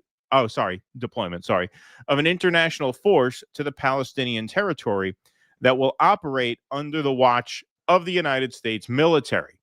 The 15-member Security Council passed a resolution with 13 voting in favor and none voting against. Russia and China, sorry, some of you are not going to like this, abstained from voting, choosing not to use their veto power to stop the resolution. Ahead of the vote, U.S. Ambassador to the UN, Mike Waltz, warned that a vote against the resolution was a vote to return to war. The resolution endorses the 20-point U.S.-Israeli Gaza plan released by the White House on September 29th, which it refers to as the Comprehensive Plan. The resolution states that the Security Council welcomes the establishment of the Board of Peace, or BOP, which will be headed by who? President Trump. It describes the BOP as a transitional administration with international legal personality that will set the framework and coordinate funding for the redevelopment of Gaza pursuant to the Comprehensive Plan. The UN resolution says that the BOP will remain the authority in Gaza until the Palestinian Authority has satisfactorily completed its reform program, though Israeli Prime Minister Benjamin Netanyahu has repeatedly rejected the idea of the PA having a role in Gaza, and whether the PA has reformed enough to take over in Gaza would likely be up to, of course, the United States and Israel. The resolution authorizes the BOP's control of Gaza until December 31st, 2027, and leaves open the possibility of the Security Council extending its mandate. Over the next 2 years, the BOP is tasked with overseeing a Palestinian technocratic apolitical committee of competent Palestinians from the Strip, which will be responsible for day-to-day operations of Gaza's civil service and administration. So here is Mike Waltz taking a victory lap on the floor of the United Nations. Force will stabilize the security environment, support the demilitarization of Gaza, dismantle terrorist infrastructure, decommission weapons, and maintain the safety of Palestinian civilians. We believe that the investment that will follow adoption today will revitalize Gaza's economy, providing Palestinians with an opportunity instead of saddling them with perpetual reliance on aid. The result of the voting is as follows. Okay, we know the result of the voting, 13-0 with Russia and China abstaining. Donald Trump was very happy about this. Congratulations to the world and the incredible vote of the United Nations Security Council just moments ago, acknowledging and endorsing the Board of Peace, which will be chaired by me and include the most powerful and respected leaders throughout the world. This will go down as one of the biggest approvals in the history of the United Nations, will lead to further peace all over the world, and is a moment of true historic proportion. Thank you, blah, blah, blah. We don't have to read the rest of that. Mick Wallace, of course, Irish MP there to the EU. Pardon me. This vote for the U.S. resolution on Gaza is a disgrace. It's a vote for the Zionist settler colonial project to continue, a vote to continue denying Palestinians any right to self-determination, and a big disappointment that China and Russia refused to oppose it. And Dave DeCamp, author of that article, summed it up. Pretty crazy that the UN Security Council just passed a resolution putting Trump in charge of Gaza. Yep, putting the foxes in charge of the hen house. And you know who went on a pretty epic rant about this? Our friend Blakely. Let's take a look. Few years now, but let's ask again. What is the point of the UN? Why are you here? The UN voted today for Trump's peace plan, which is not a peace plan at all. This is just the latest phase in the occupation. And tell me why China and Russia abstained. Cowardly shit right there. But let's get to the bad guy of this. Us. So they're going to have a board of peace that's going to be overseen by Trump. I mean, if we're not going to take it seriously, you know, they haven't even stopped bombing Gaza, okay? They're still bombing Gaza. There isn't even a real ceasefire. A ceasefire would mean when you cease firing, which they're still doing. But even during this quote unquote ceasefire and this peace plan where they're still bombing the Palestinians and refusing to help them during devastating flooding that has been happening in the Gaza Strip, Palestinians being totally demilitarized and unarmed is a part of this quote unquote plan. So you're saying that Palestinians are not going to be allowed to have any sovereignty? Because if you're not allowed to have your own military, then you're not sovereign. Who would agree to that? Name me one other country that would agree to that. That's not a peace plan. That's a prisoner. Oh, and of course. And Hamas, by the way, is saying they are not willing to abide by that. So this whole thing is very unlikely to actually hold. They're allegedly going to have some foreign peacekeepers here. Who's that going to be? The Israeli regime right now are bombing peacekeepers in Lebanon. Who the fuck's going to want to do that job? This is a joke. This is a disgrace that anybody voted for this. And the U.S. shouldn't even be a part of this deal because we're clearly not a fair broker, okay? Putting aside the laughable proposition that Trump should oversee any kind of peace board, the idea that the U.S. is even a part of this is a joke. We have enabled and propped up this genocide at every single turn. We are not a neutral arbiter. So the idea that we're going to be the ones conducting this board as if we're going to be fair to the Palestinians is laughable. But thank you to the UN for leaving absolutely no doubt that you are fucking useless and there is no point in the UN existing because clearly None of you care about international law. Yeah, I agree with all of that. And ultimately, at the end of the day, this was yet another flex for the U.S. empire, which is not going down without a fight. For all this talk about multipolarity, this would have been a great opportunity for Russia and China to flex that muscle. They didn't. They didn't. Not And very based. not very based. I do have to say though, according to the article, when you read what Mike Waltz said, a vote against this would have been a return to war. Ultimately, what this is the United States and Israel saying, look, we could do whatever we want, whether you like it or not. So let us set up this cockamamie scheme where we could do what we always do, which is agree to peace and then blame it on the Palestinians when it all falls apart. Or I guess we'll just keep going.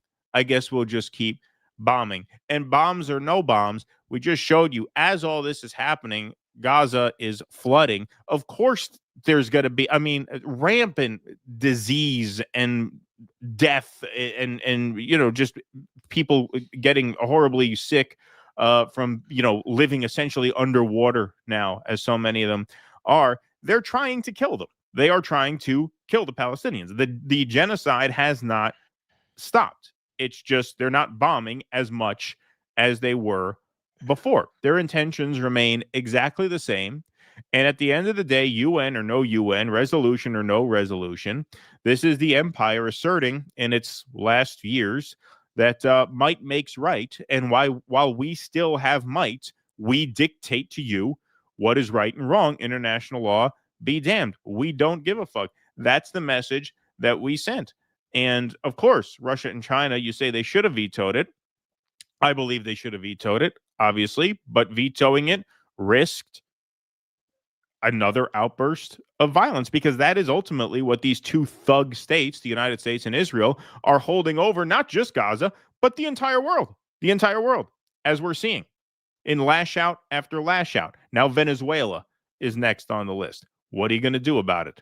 No, they were terrorists on that boat. Oh, we didn't prove it. Well, what are you going to do about it? That's at the end of the day, like, this is such a mask off moment for the West. It just shows that none of what values we claim to hold dear are actual values. The West has no values. Their one value is might makes right. And while we still have more weapons than you do, we are going to exploit that to punish you as much as possible, period.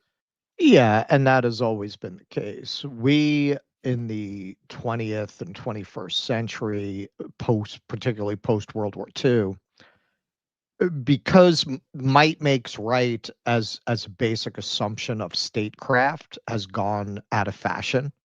They had to propagandize their populations, particularly because of the West's somewhat unique romance with its own ideology and its need to promote that as the greatest ideology, and fairness and equality and human rights, because of its fetishization of those ideas. It really needed to promote the idea among its population that that's what it actually stands for, that that's what it actually does around the world.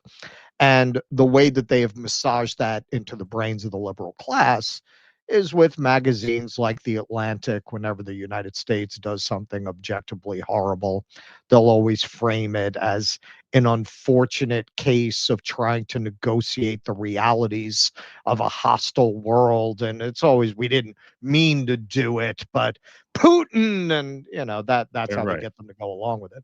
What we've really seen, particularly in the genocidal project of the Israeli state and the way it's been really exposed for what it is over the last couple of years, it's just that basic, even the core premise that we don't commit the kinds of atrocities that those people do.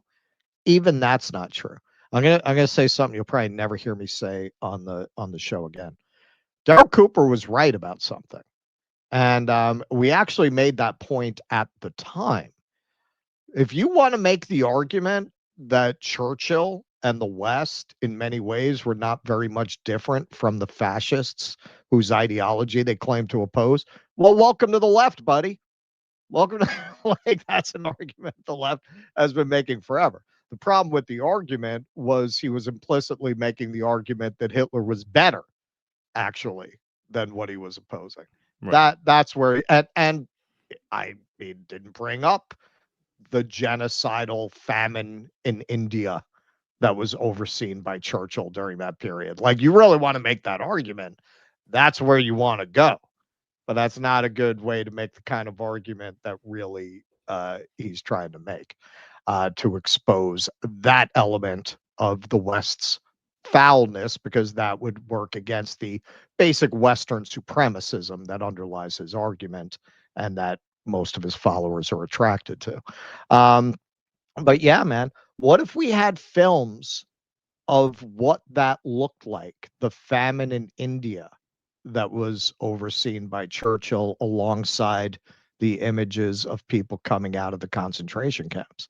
Would it really look better than that looks? Right.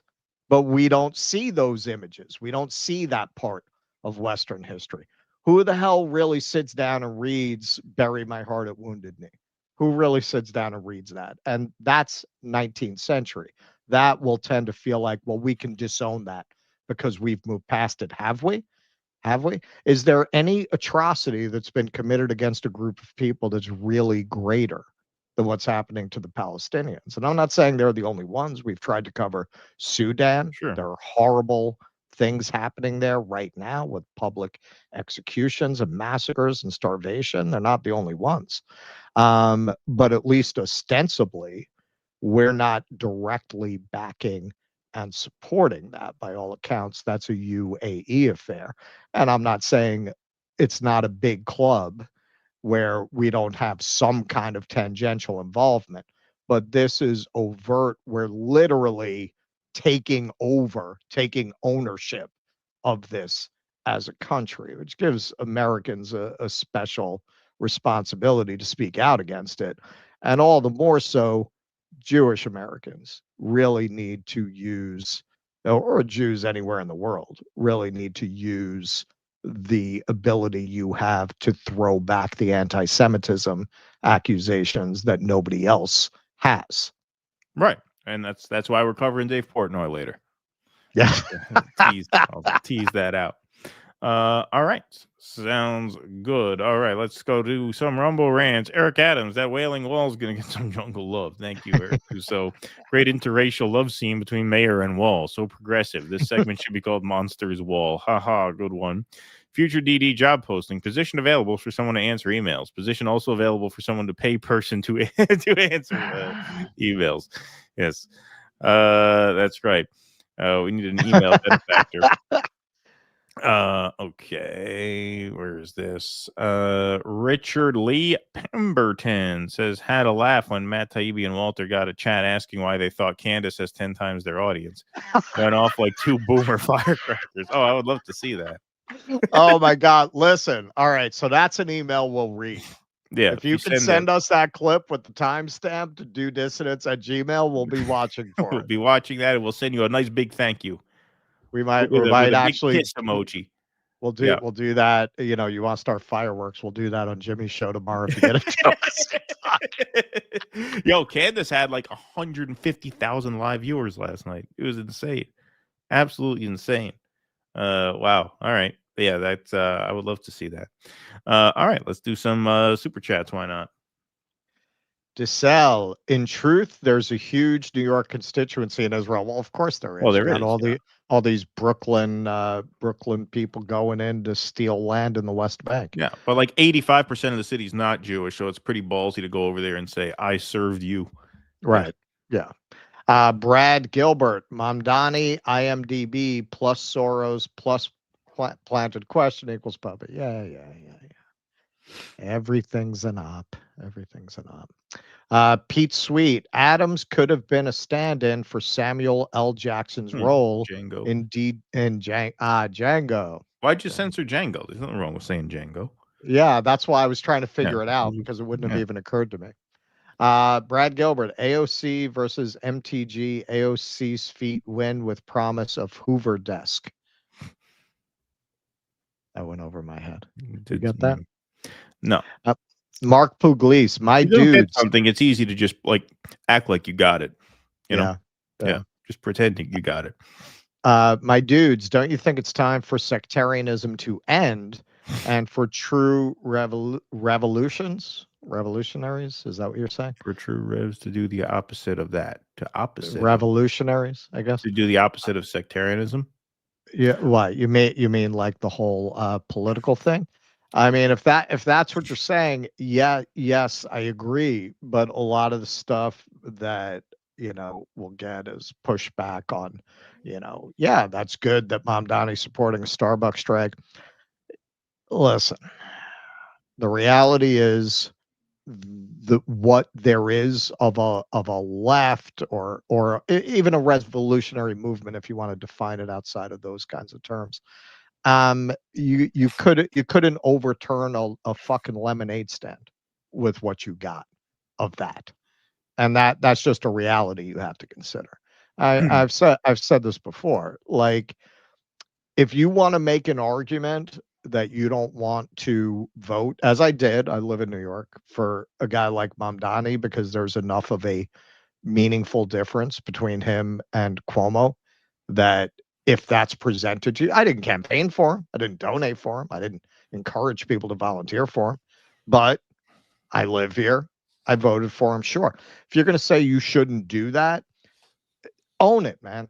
Own it. Make an argument for societal collapse, because that's what you're saying. Like, you don't want anybody who's going to smooth some of the rough edges off capitalism who's not an actual revolutionary. So you want people like Cuomo to keep getting in and making it so bad that the system collapses. You can make that argument. Whether I agree with it or not, I feel you can make a valid argument for that. Admit that's what you're advocating. Own it. Like, just say, why do you want to elect Mamdani? He's just going to make this last longer. Let's rip the Band-Aid off and burn it all down. That's what you're advocating. That's your politics. Yeah. Yeah, I mean, I agree. And there's a chance that question may have been referring to the Trotskyists versus the, Stalinists or whatever versus the tankies, because that would be I'm also going back to two comments about that. Sure. Yeah, no, but on that front, like, yeah, I mean, I think that's a reasonable point too, and then that's why I mentioned to Caleb at the end, like, hey, I know a lot of Trotskyists who are great and who are not getting sucked down the neocon pipeline, and he agreed. I just think that's an interesting. It's a very interesting topic. It's very hotly debated, and Caleb is obviously a wealth of knowledge on that, and so I thought it was worth talking about. And Caleb's books are fascinating. Yeah, they're I always great. enjoy them. Yeah. All right. Let's do like one or two more, and then we'll move on. Doug. Brad Gilbert, want to bet HARP was used? Best cleansing tool. Oh, they sent the rain to Gaza? They sent the rain? Well, Brad they Gilbert. are living next to the Jews. I mean, the Jews can control the weather pretty easily from Israel. It's not that big a radius. Yeah. Wait till Blakely realizes UN Climate Con is shit too. All right. Randy Ray, hey guys, is it me or does Eric Adams sound like John Travolta in Saturday Night Fever? Okay, well, quickly, what Eric Adams has, he was on the force for 20 years. That's a New York cop accent, and that comes from the long domination of Irish over the New York police force. It's kind of a watered down brogue from when the cops were all Irish. So that to this day, if a black guy like Eric Adams joins the force, spends 20 years, he comes out the other side talking with that accent. Right, exactly. All right, we can move on right on along, I think, to Mexico.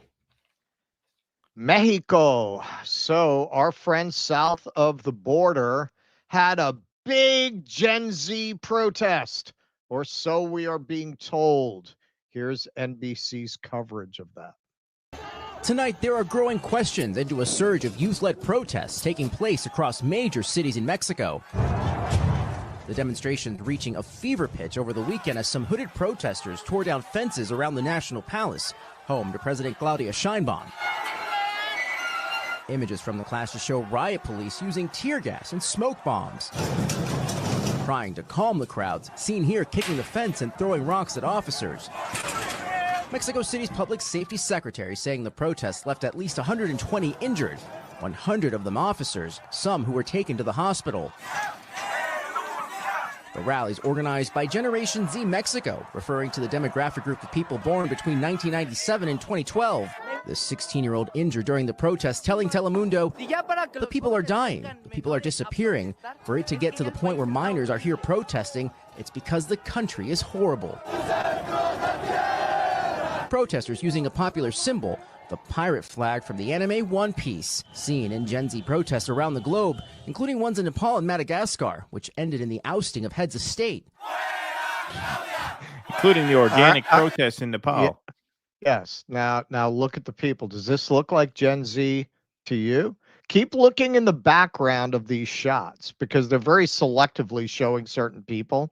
We'll get into it. This protester saying the Gen Z groups organized themselves on Discord. While President Sheinbaum saying this week the protests didn't arise organically with the youth, but were part of a $90 million campaign by her opponents. But back on the streets, this young man saying the movement isn't affiliated with any party, just an ideology for a better Mexico.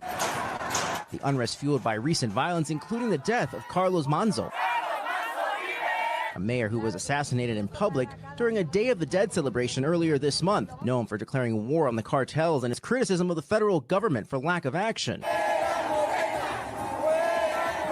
Protesters wearing cowboy hats in his honor. This protester saying she is seeking justice. Look at the crowd. Look at the crowd. Does this look like a Gen Z crowd to you? No, it looks like No Kings.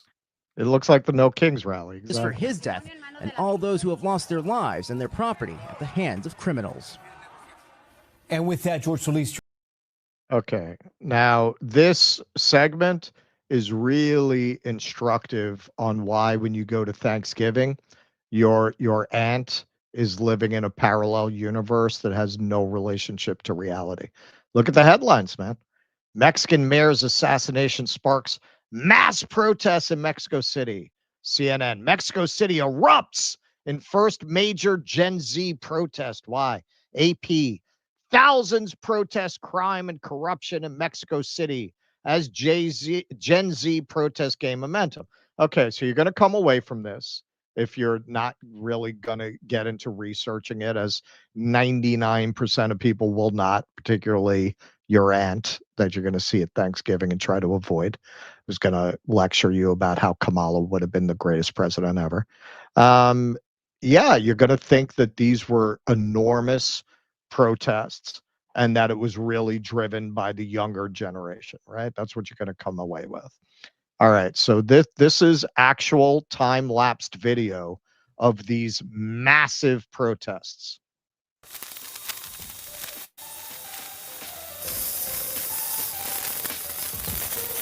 Massive. Like Rescue the Republic. Yeah. Have Jordan Peterson come out with Russell Brand. Yeah. Have a prayer. About as big as it got.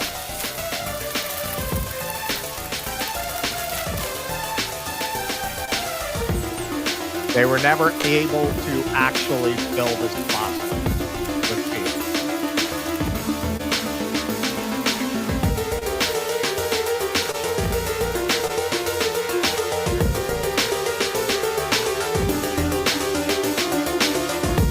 All right, mimosas. Everybody? So that's the actual. We have tickets to Chicago. Yeah. So here, Chronicas del Levante shared the exact same place 2 months ago, filled to the brim with people chanting "Free Palestine," and you can see that whole square is just packed shoulder to shoulder. Hegelian dystopia. Nice screen name. Yeah, it was only around 25,000 across all of Mexico, which is compared to a population of 132 million. Nothing but a joke, even for a color revolution. Sheinbaum also has strong support in rural areas. Madeline Pendleton, Gen Z revolution, and it's a couple of hundred right-wing baby boomers and a few literal Nazis. So somebody actually went out to interview in a far less selective way that NBC did a more representative sample of the people at this protest. And lest you think they're cherry picking, we showed you on the NBC video. Look at the people in the background. This is much more typical of what was there than who they chose to feature. Donald Trump, presidente de... Demonstrators in Mexico City hate Scheinbaum, but they love Trump. I'm sure that's a very typical opinion in Mexico. And would you prefer Donald Trump to be the president of Mexico to Claudia? Let me turn this down. They're looking forward to getting their landscapers back. Yeah. Like that 1,000 times, yes. And what do you think about Donald Trump? That he's doing a good job. And what do you think about the militarization of the United States? Well, the same. If it were here, the country wouldn't be okay either. Well, he is just good things in... and other things that we are not. What would you say some of the good things are? Well, he protects the life. I mean, the newborn, okay? Abortion. He's against abortion, okay? De Donald Trump. I think he's a good president. Maybe he's not the best there is. However, if it were Kamala, I think the situation would be worse because Kamala, along with Biden, are very similar to Lopez Obrador, and that's why many things were allowed in the United States. The arrival of many, many immigrants, many drug traffickers. They're there, and it was all due to Biden's complicity with Lopez Obrador under the Morena government. That's why they were overrun by drug traffickers and criminals. There is a nice young man. We call him here Benny in the closet. And I get most of my information there. He's very good. Very good. Very nice. Yeah. What is that, like very the Staten clean, Island? Very, of Mexico very City? heterosexual young man. Yeah. These are the people who are being drawn out, along with... This is from Anonymous. Here is one of the Gen Z protesters in Mexico, former president and ex-Coca-Cola executive Vicente Fox. He has been reported to have helped ignite the cartel wars and to have conspired with the Sinaloa cartel, using state power during his administration to target its rivals. A lot of people had fun with this. How do you do, fellow kids? Mexico edition. Yeah, that's it's very Gen Z there with the one-shot T-shirt and everything. Danny Haifong. Here's how to tell a protest is a color revolution before even investigating its funding sources. The protest has zero demands, kind of like the Women's March or the No Kings March, right? The March About Nothing had no demands either. I asked a bunch of people at the march what the demands were. Nobody had an answer. Becomes violent not out of self-defense, praises Western democracy, and has zero relationship to the impoverished majority. Mexico's Gen Z protest checks all these boxes, and just so happens it is funded by U.S.-backed billionaires, business tycoons, and former politicians wanting to turn Mexico's government once again into a subservient vassal of Washington. Samuel, who is behind the failed Gen Z anime color revolution in Mexico? Vast network of NGOs in the service of U.S. imperialism, previously linked to USAID and NED. What did we tell you? What did we tell you when people were getting very, very excited about these exposés on USAID and their woke programs? What do you think this crew's going to do? Going to continue to actually give the aid part and get rid of these color revolution CIA coup operations, or keep those operations going and get rid of the food aid? And of course, that's exactly what they did. There have been horrible reports that, frankly, I think people in this space don't really want to cover, because a lot of people were crowing so much about the dismantling of USAID with no nuance to that reporting. Nobody wants to cover it. But yeah, they stopped food aid. They stopped HIV medication. What do you think is happening now? Those people are dying. Even if you feel like, you know what, I just want the whole thing rolled up, they were never going to do that. And this is a perfect example of the fact that they were never going to get rid of the part that you took exception to. Mexican billionaire Ricardo Salinas who was recently forced to pay billions in taxes and now holds a grudge against the government. He also owns a large media empire. Mexico's right-wing opposition, from former presidents to party leaders. And we saw Vicente Fox out there in a ridiculous one-shot T-shirt. The regional and international right wing, Argentinians, Spaniards, Miami, etc. Angelo Giuliano. Color Revolution attempt in Mexico. Here are the largest Twitter accounts that amplified the most calls for protests in Mexico. Amongst them, Mario Nawfal, Elon Musk's protege. I'm sure if you've been on X, you've seen that account. Mexico's ex-president Vicente Fox, Ricardo Salinas, a Mexican billionaire, one of the richest men in Mexico. Now, Anonymous did a pretty good breakdown of what happened here. Me and Keith were talking about this a little before the show. It's not that there was no organic protest against corruption, which is a long-standing problem in Mexico. I don't think any reasonable person would lay that at the feet of Scheinbaum. But these other interests hijacked this and promoted their own right-wing slant on it. An analysis of accounts pushing and amplifying regime change in Mexico and hijacking anti-impunity, anti-cartel protests. International right-wing MAGA-tied propagandists, primarily from the U.S., the Salinas Pliego network, and 50% foreign botted accounts. And here you can see the map. Where's the biggest circle? Right here, baby. United States. That's where most of the bots are coming from. Blue-checked right-wing accounts tied to MAGA and Trump suddenly took an interest in Mexico overnight, as well as Mexican influencers likely tied to Trump's CIA in the attempt to overthrow the government. A right-wing Mexican senator also linked to the influence op did the rounds on Fox News. Overall, the initial peaceful protest that was hijacked by right-wing agitators and trolls gathered around 4,000 people, give or take, from various demographics. They are being organized locally and call for an end to impunity, but foreign elements are trying to manipulate them towards their own goals. A large number of accounts or influencers seen calling for the overthrow of the Mexican government over alleged cartel links are associated to previous governments and associations linked to the cartels themselves and are now boosted by Trump's influence networks, including Argentina and El Salvador. Case in point, the populist revolution globally is unstoppable. The National Palace of Mexico is under siege by its citizens amid discontentment with Claudia Sheinbaum, the WEF puppet. Our friend Alex Jones there joining in, of course. Yeah, you're not a WEF puppet. It's Claudia Sheinbaum that they're trying to do a color revolution on right now. And the comments were pretty negative on that post. Jackson Hinkle, CIA coup attempt will 100% fail. Leslie Sokal, total lie.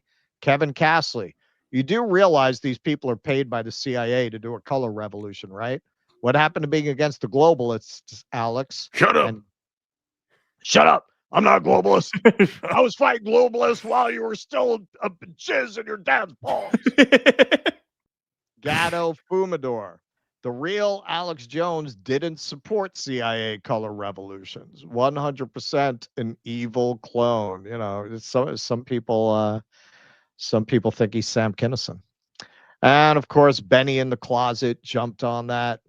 Gen Z riots erupt in Mexico. And that's a perfect example of what we've been saying. That headline is very much what you saw in the AP, right?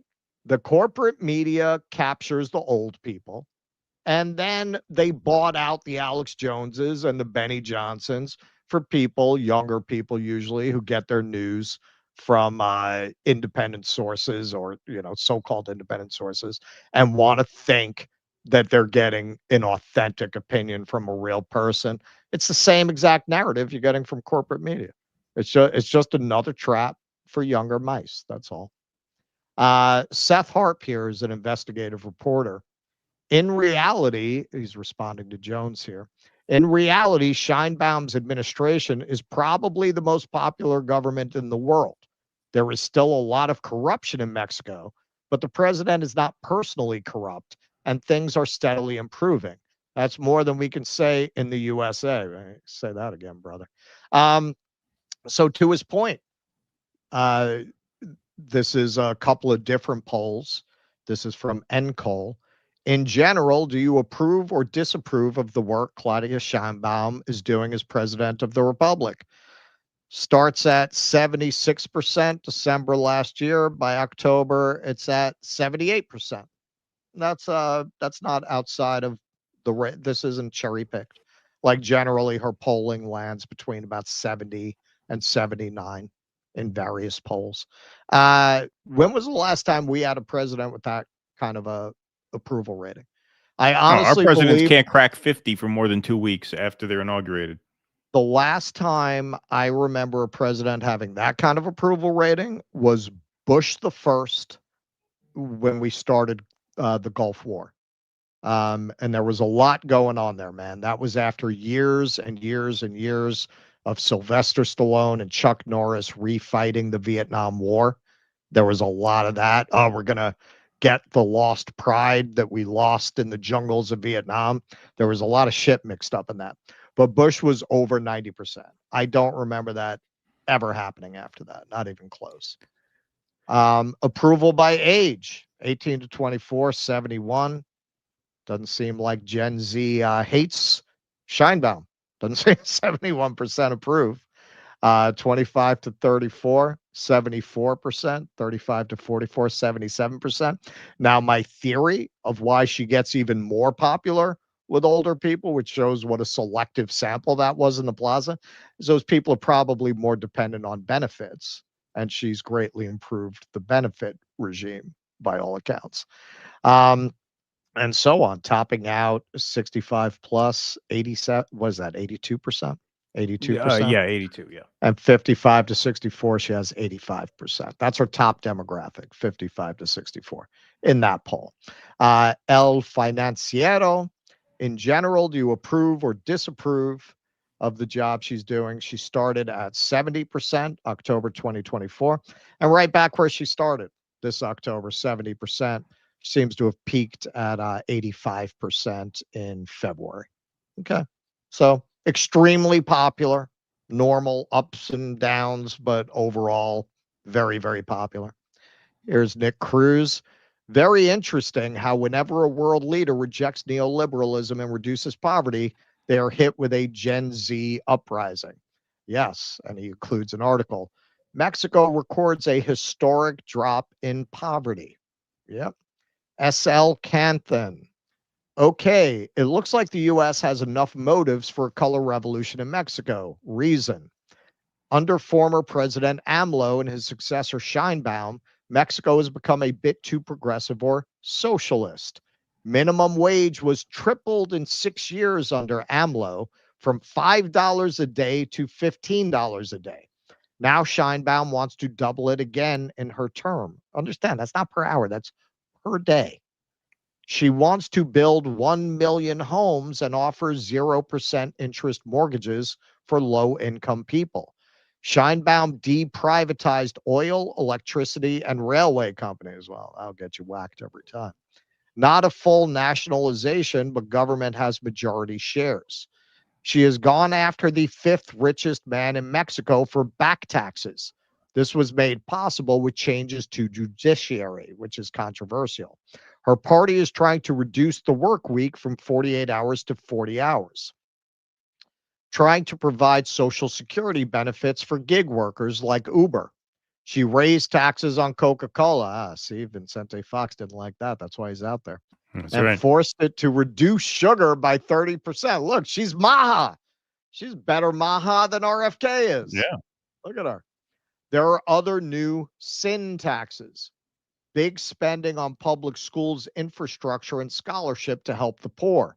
Trickle up economics. The administration operates on a principle of for the good of all, the poor come first. These are all anathema for neoliberal capitalists in Mexico and the U.S. During the Cold War, the U.S. overthrew many Latin American leaders for such progressive policies. Yes, they did. And as if that wasn't enough, of course, they're bringing their best. The Nazis. Nazi rioters in Mexico City vandalized Scheinbaum's office with the phrase Jewish whore, puta judea. And Max Blumenthal quote tweets this. The Gen Z rebellion in Mexico City was not only orchestrated against the wildly popular Claudia Scheinbaum by geriatric upper-class Mexican oligarchs and millennial fresas, that's kind of their slang for trust fund kid. It featured anarcho-fascist displays. Isn't it funny that when you see this kind of thing in Ukraine, or you see it in a color revolution, you don't see all these people screaming about the anti-Semitism in the Ukrainian troops, Right. anti-Semitism in these protests? Isn't it funny you're not seeing all those Zionist accounts freaking out about this, freaking out against these protests? Seth Harp again. Hard to believe, but I've been telling people for years that there's a hardcore pro-German, pro-Nazi culture in Mexico City. Weiss used to have a field day with these dumbasses. Now they're the vanguard of the pitifully diminutive anti-Morena movement. So that is really a great illustration of how people are manipulated into a completely warped understanding of the world. We're a couple of guys. We can't even answer emails. We can't even hire people to answer our emails. And it was not hard to get to the bottom of these protests. And there is not they quoted Scheinbaum. Most of the reports in the corporate media quoted Scheinbaum as claiming that this was astroturfed. But none of them actually went and proved it, which was very easy to do.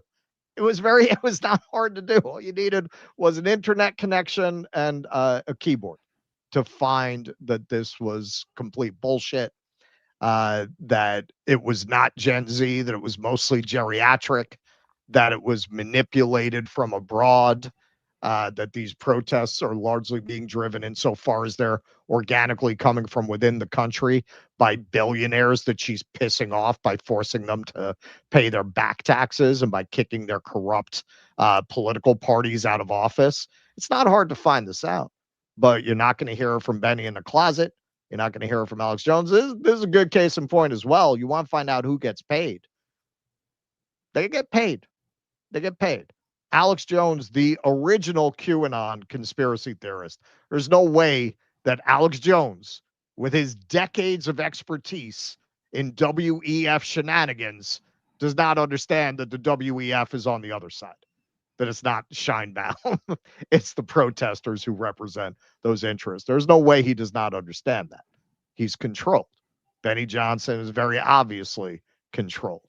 You see any account that is trying to play this up as an organic movement, right there, that's a shortcut. You want to find out who's getting paid, that will tell you right there.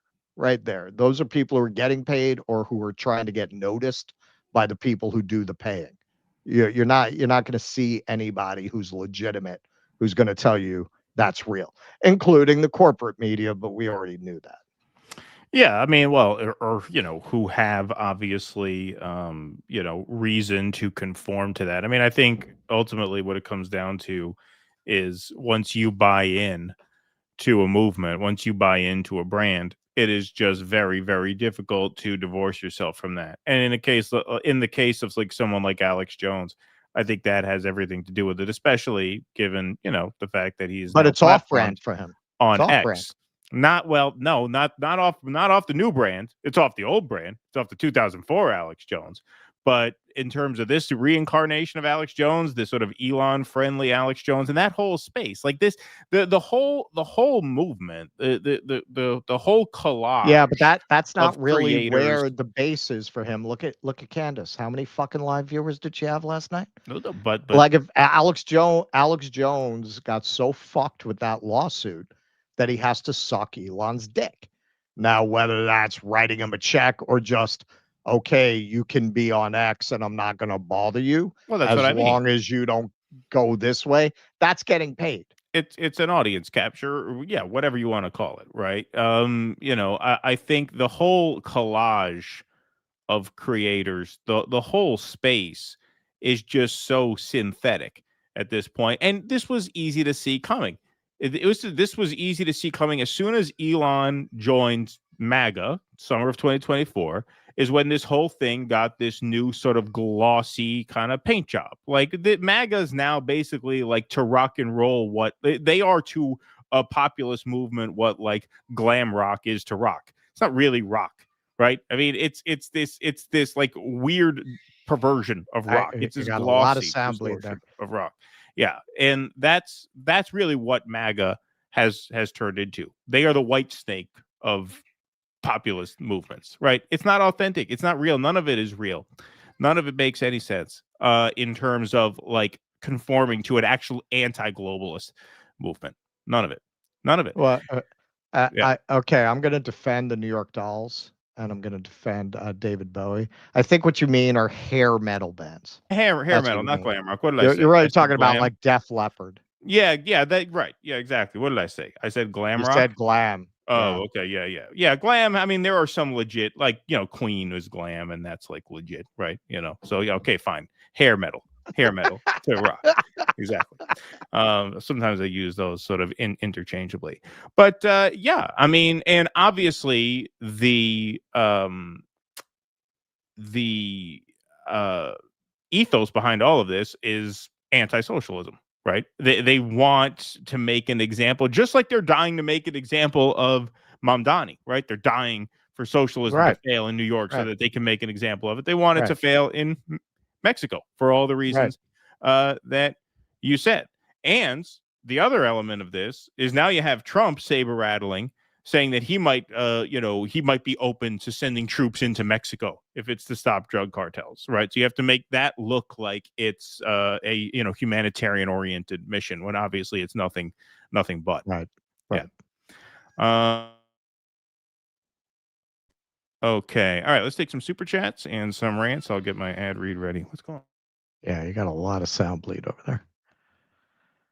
All right, Brad Gilbert, you still think a bad artist was actually in charge? I think as with any movement like that, there are a lot of people involved, but to try to say, oh, he was just a front man. Yeah, I don't buy that. Me shoot Skeet. Super sticker. Thank you. I mean, you do have like forces that were afraid of the communists who supported him. Certainly. Eric Suarez, remember the argument of most Americans is that the wars are expensive, not that they are wrong. Unfortunately, that is often true. Sparky, it's no wonder the Germans thought they could get the British to side with them for World War II. Hey, man, you're not wrong. You're not wrong. Like that's the thing. When we did our Daryl Cooper trilogy, we kept making that point. Like, insofar as he's right, this is a very old argument from the left about Churchill. About it was the fucking British Empire. They controlled 54% of the earth. They took the wealthiest civilization on the planet, India, and drove it into a poverty that it has still not recovered from centuries later. Yes, of course they had a lot in common with the Nazis. Of course they did. I mean, that again, that's a left argument, but the elements of it that the left will focus on, like Western imperialism, that does not work with Daryl Cooper's agenda. That's why he won't get into the India famine, because it doesn't work with what he's trying to push. Right, of course. Which is really what he's trying to push is the Russians were the bad guys. Right, And we should go back to that. anti-Russian. Yeah, exactly. Right. Yeah, his whole argument is that he is basically saying that if we could not defeat Hitler without allying with Russia, then we shouldn't have tried to defeat Hitler. That's what he's saying. That's his agenda, and that's why he He doesn't even draw on the examples that would reinforce his own case. You could definitely make a case that the British had a lot more in common with the Nazis than they did with the Russians. You could definitely make that case. He won't bring up the examples he would need to bring up to make it, because it also makes a case against the West generally. Right. Exactly.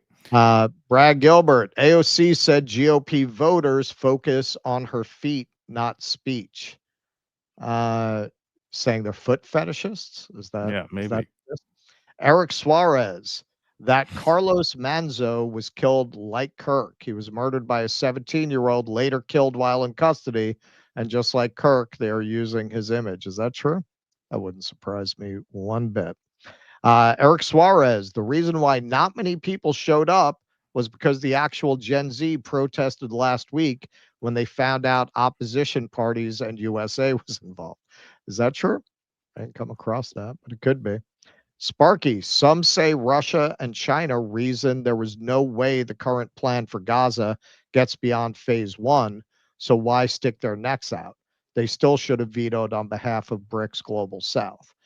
I mean, yeah, that's getting into the 4D chess argument. Who knows? Right. Sparky, correction, global majority rather than global South. No, I know what you mean. Yep. BRICS, that whole thing. Yeah, I agree. Jolly Man Big Boy, One Piece plot point. The main character punches a psychotic noble in the face during a slave auction and ends up getting chased by the entire military. Yeah, there's like the live action, but they also, I think on Hulu now, they have the original anime. I should watch it because globally it has a lot of cultural impact. Aggressively lazy. I care about podcasters. A little more about Keaton than Russell. Thank you, aggressively lazy. Appreciate that. Raven Laz says the only optimistic reason I could think of is that Russia and China abstained, knowing the plan was DOA anyway, and they didn't want the bad optics of rejecting it. Otherwise, they were promised. I ran out of characters there. But yeah, look, I mean, ultimately, look, the United States and Israel are rogue. They're rogue states. So, you know, I mean, ultimately, they're just going to do what they want. But I still think they should have vetoed it. Richard Lee Pemberton, will try to send the Matt and Walter clip, but being a boomer myself, if any more youthful DD fans could find and send, we'd all appreciate it.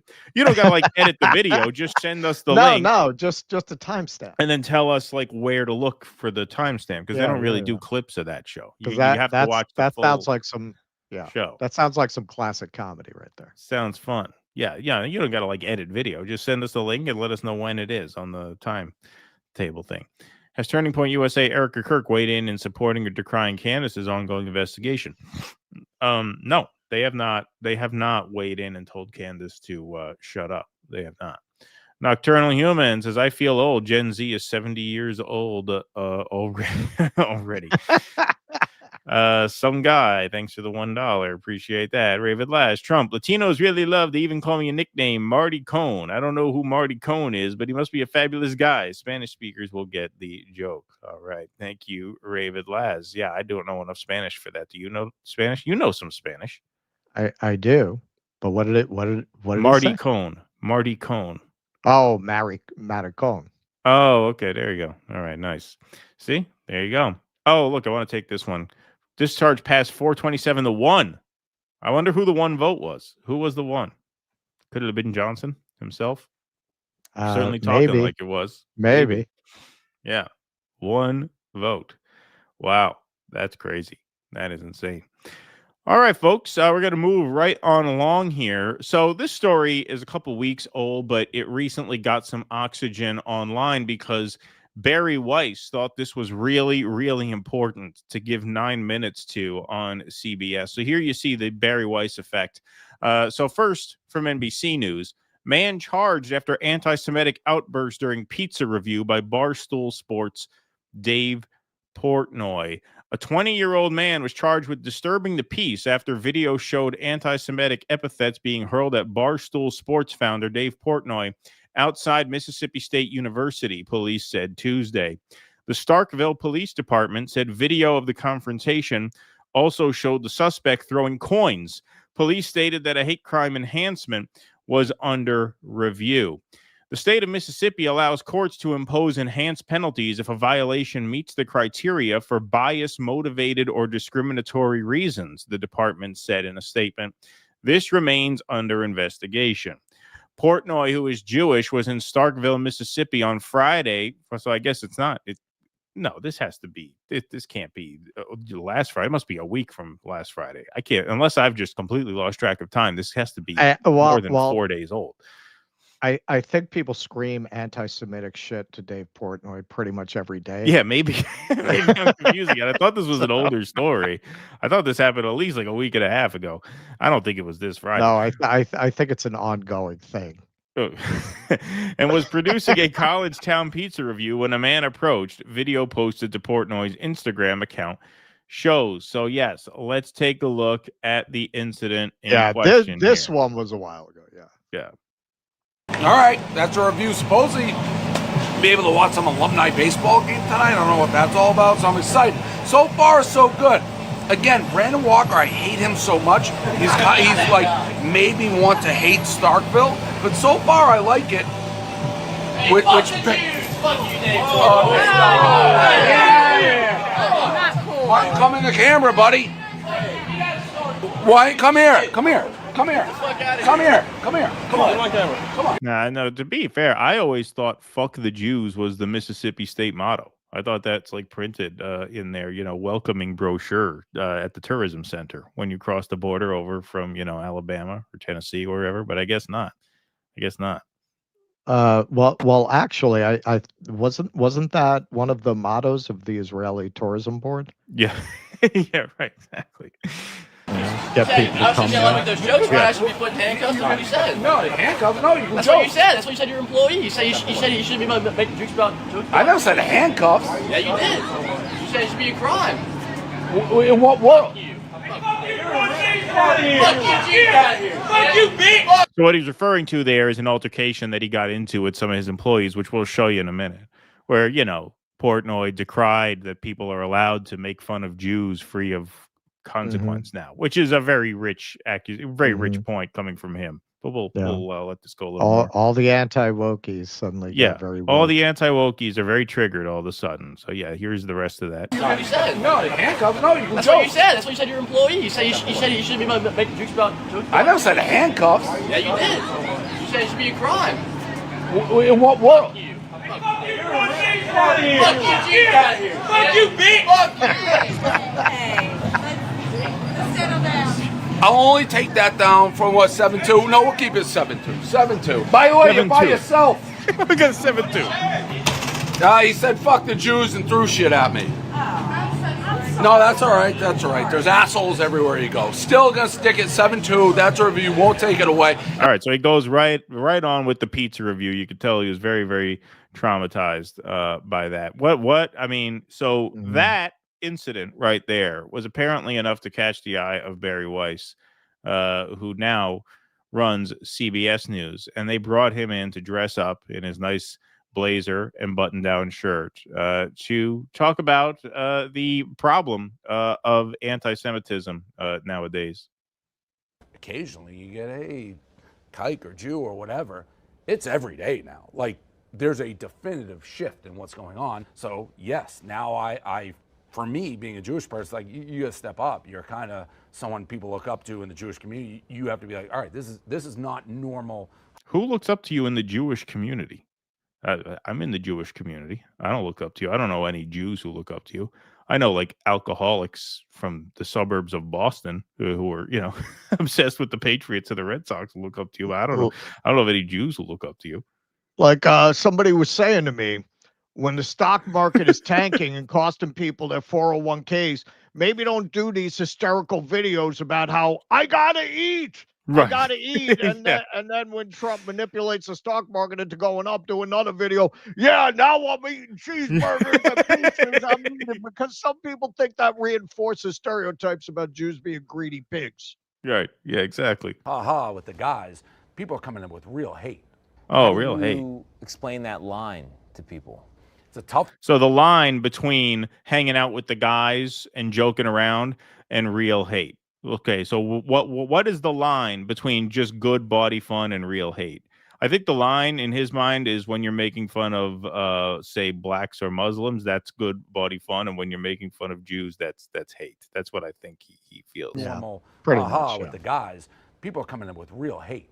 How do you explain that line to people?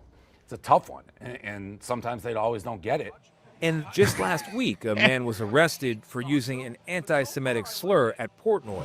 Why? Why was he arrested?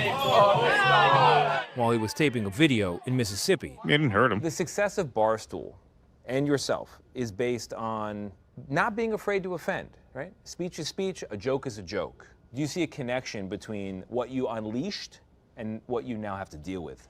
No, because I think Barstool and myself has always had a pretty good moral compass. So we've never stood for hate or anything of that ilk. I mean, do I think that feminists should complain about a Diet Coke can being skinny and that somehow is like leading to a eating disorder by Diet Coke having a skinny can? That I think's crazy. I mean, do I think broads should do less spitting and more swallowing? Sure. But, I never meant to offend anybody or, make anybody feel uncomfortable. We're just having a good time. Just having a good time. And there are things that I think people get far too worked up, like he, she, verbs, like crazy to me. Okay, first of all, those are not verbs. I mean, he's such a fucking moron. Like, it's really hard for me to do this segment without using the R word for him because really that's it's irreplaceable. Well, we came up with our thing for that. Yeah, regard. Yeah, is a regard. Yeah, is a regard.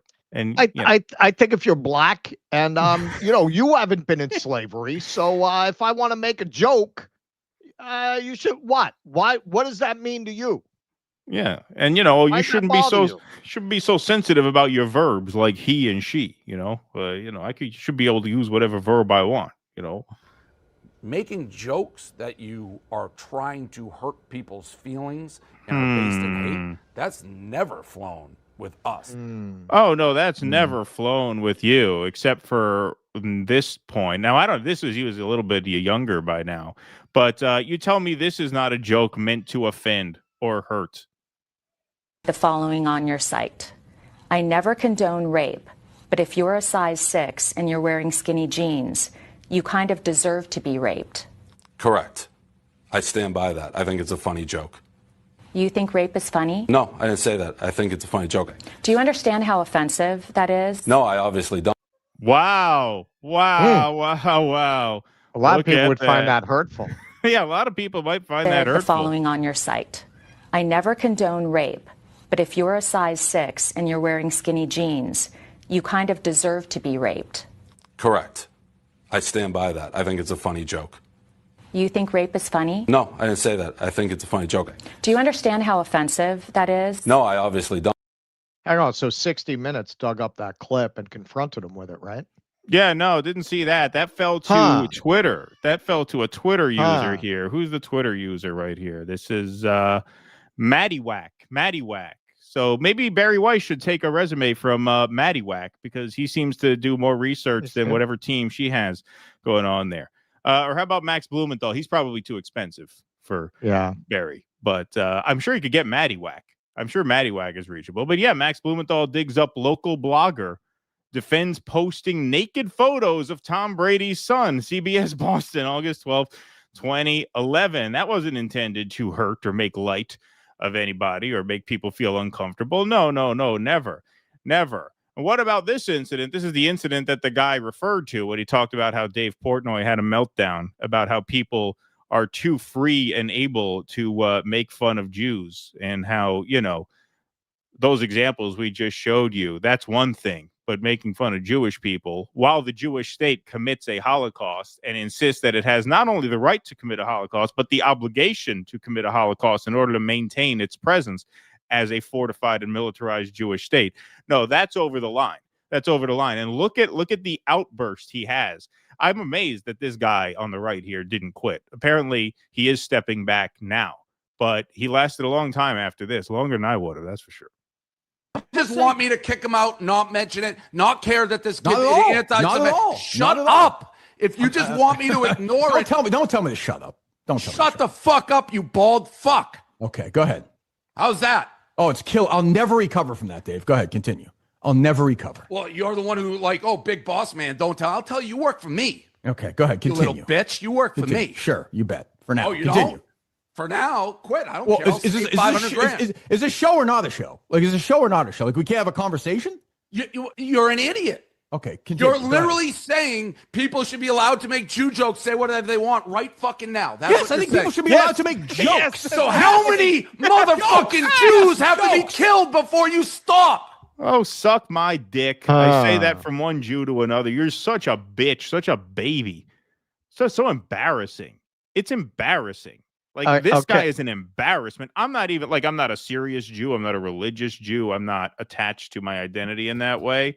But as a guy whose last name is Weiss, so people identify me as Jewish when I tell them my name, that's fucking embarrassing. It really is. It really is. To have that guy, hey, you say, we'll show you. And we don't have to. We've already showed you the one joke, right? There's more. There's more where that came from.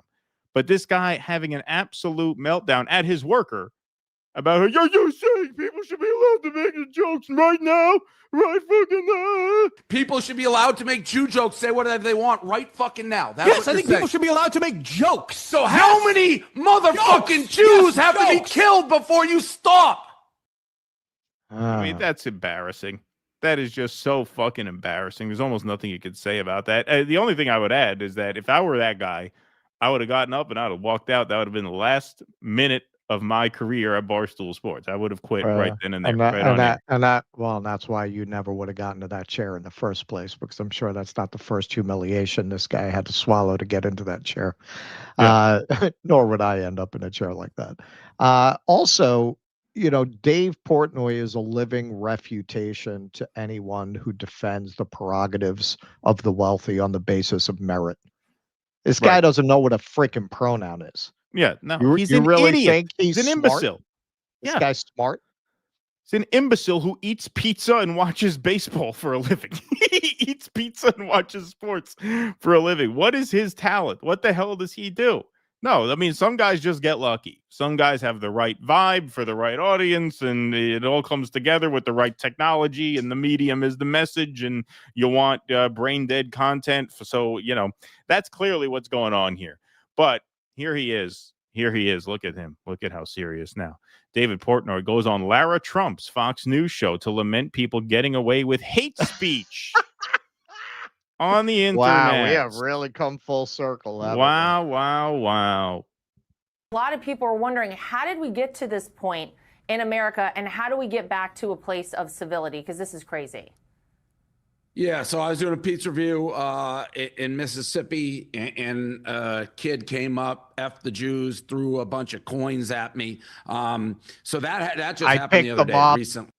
Which, in hindsight, I probably shouldn't have done. I probably reinforced some ideas about Jewish people picking up those pennies from the sidewalk. Said, these are all pennies and nickels. You couldn't at least throw some quarters. You didn't even have the courtesy to throw a few. Maybe a $50 could have killed you to throw a $50 in there. I got 59 cents here for all that. That's I put that 59 cents worth of Google stock I bought when I got back to the office. Right. Thought, and I think there's a variety of factors how we've gotten here. People aren't putting their foot down. It starts at colleges. People are getting away with basically threatening and intimidation and hate speech, and is for somehow being I don't know if protected is the word, but it's not being condemned the way it should. It's basically was allowed on college campuses and throughout. And then the internet is a cesspool. Like social media has allowed what I would think faceless names who in the past, live in a corner of their own lives, and they're not normal people, have all kind of, I guess, been able to express themselves online. And there's a couple hate people out there, a couple sites. They all kind of follow these people, and it's a place for them to meet, and it grows and grows online. I didn't want apologies. Yeah, and you never contributed to that culture at all. No, not at all. Never. First of all, it's clear from the video that we just showed you, we showed you the whole incident. You were not traumatized or afraid or threatened by the incident. It seems pretty clear what the kid was doing was he said that as a troll because he referenced your altercation with the workers.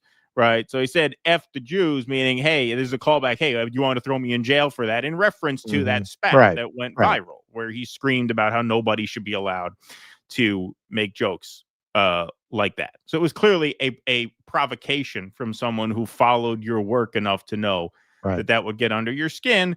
And it didn't get that under your skin, as you could clearly see from the video. He went right on with the pizza review. All right, so I will keep a 7.2. We're going to go with a 7.2. Wasn't rushed away by security. The kid didn't even get in his face or make any kind of physical threats. He was trolling. It was politically incorrect trolling, which has been the MO of Barstool Sports for a very long time. Once again, the following on your site. I never condone rape, but if you're a size 6 and you're wearing skinny jeans, you kind of deserve to be raped. Yeah, so you're going to tell me that kid is out of bounds by your own standards when it's directed at you for being Jewish, I suppose. When it's directed at a group that you're a member of. That you're a member of. Exactly. So here is Resist Programming. They have been digging up Portnoy moments for a long time, and this is from 2021. This is a segment about Colin Kaepernick when he would take a knee during the national anthem. Portnoy once said he was going to say racist things, and then Portnoy and his Barstool staff proceeded to say racist things about Colin Kaepernick. So let's take a look at this video right here. Not standing for the national anthem. This has become a huge story.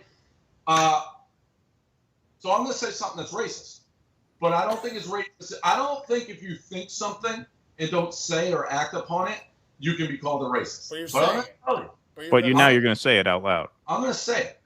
When I heard this story, I didn't read it. I didn't know why he was saying there. I was like, oh, he's an ISIS guy. That was my original thought, because he kind of looks like...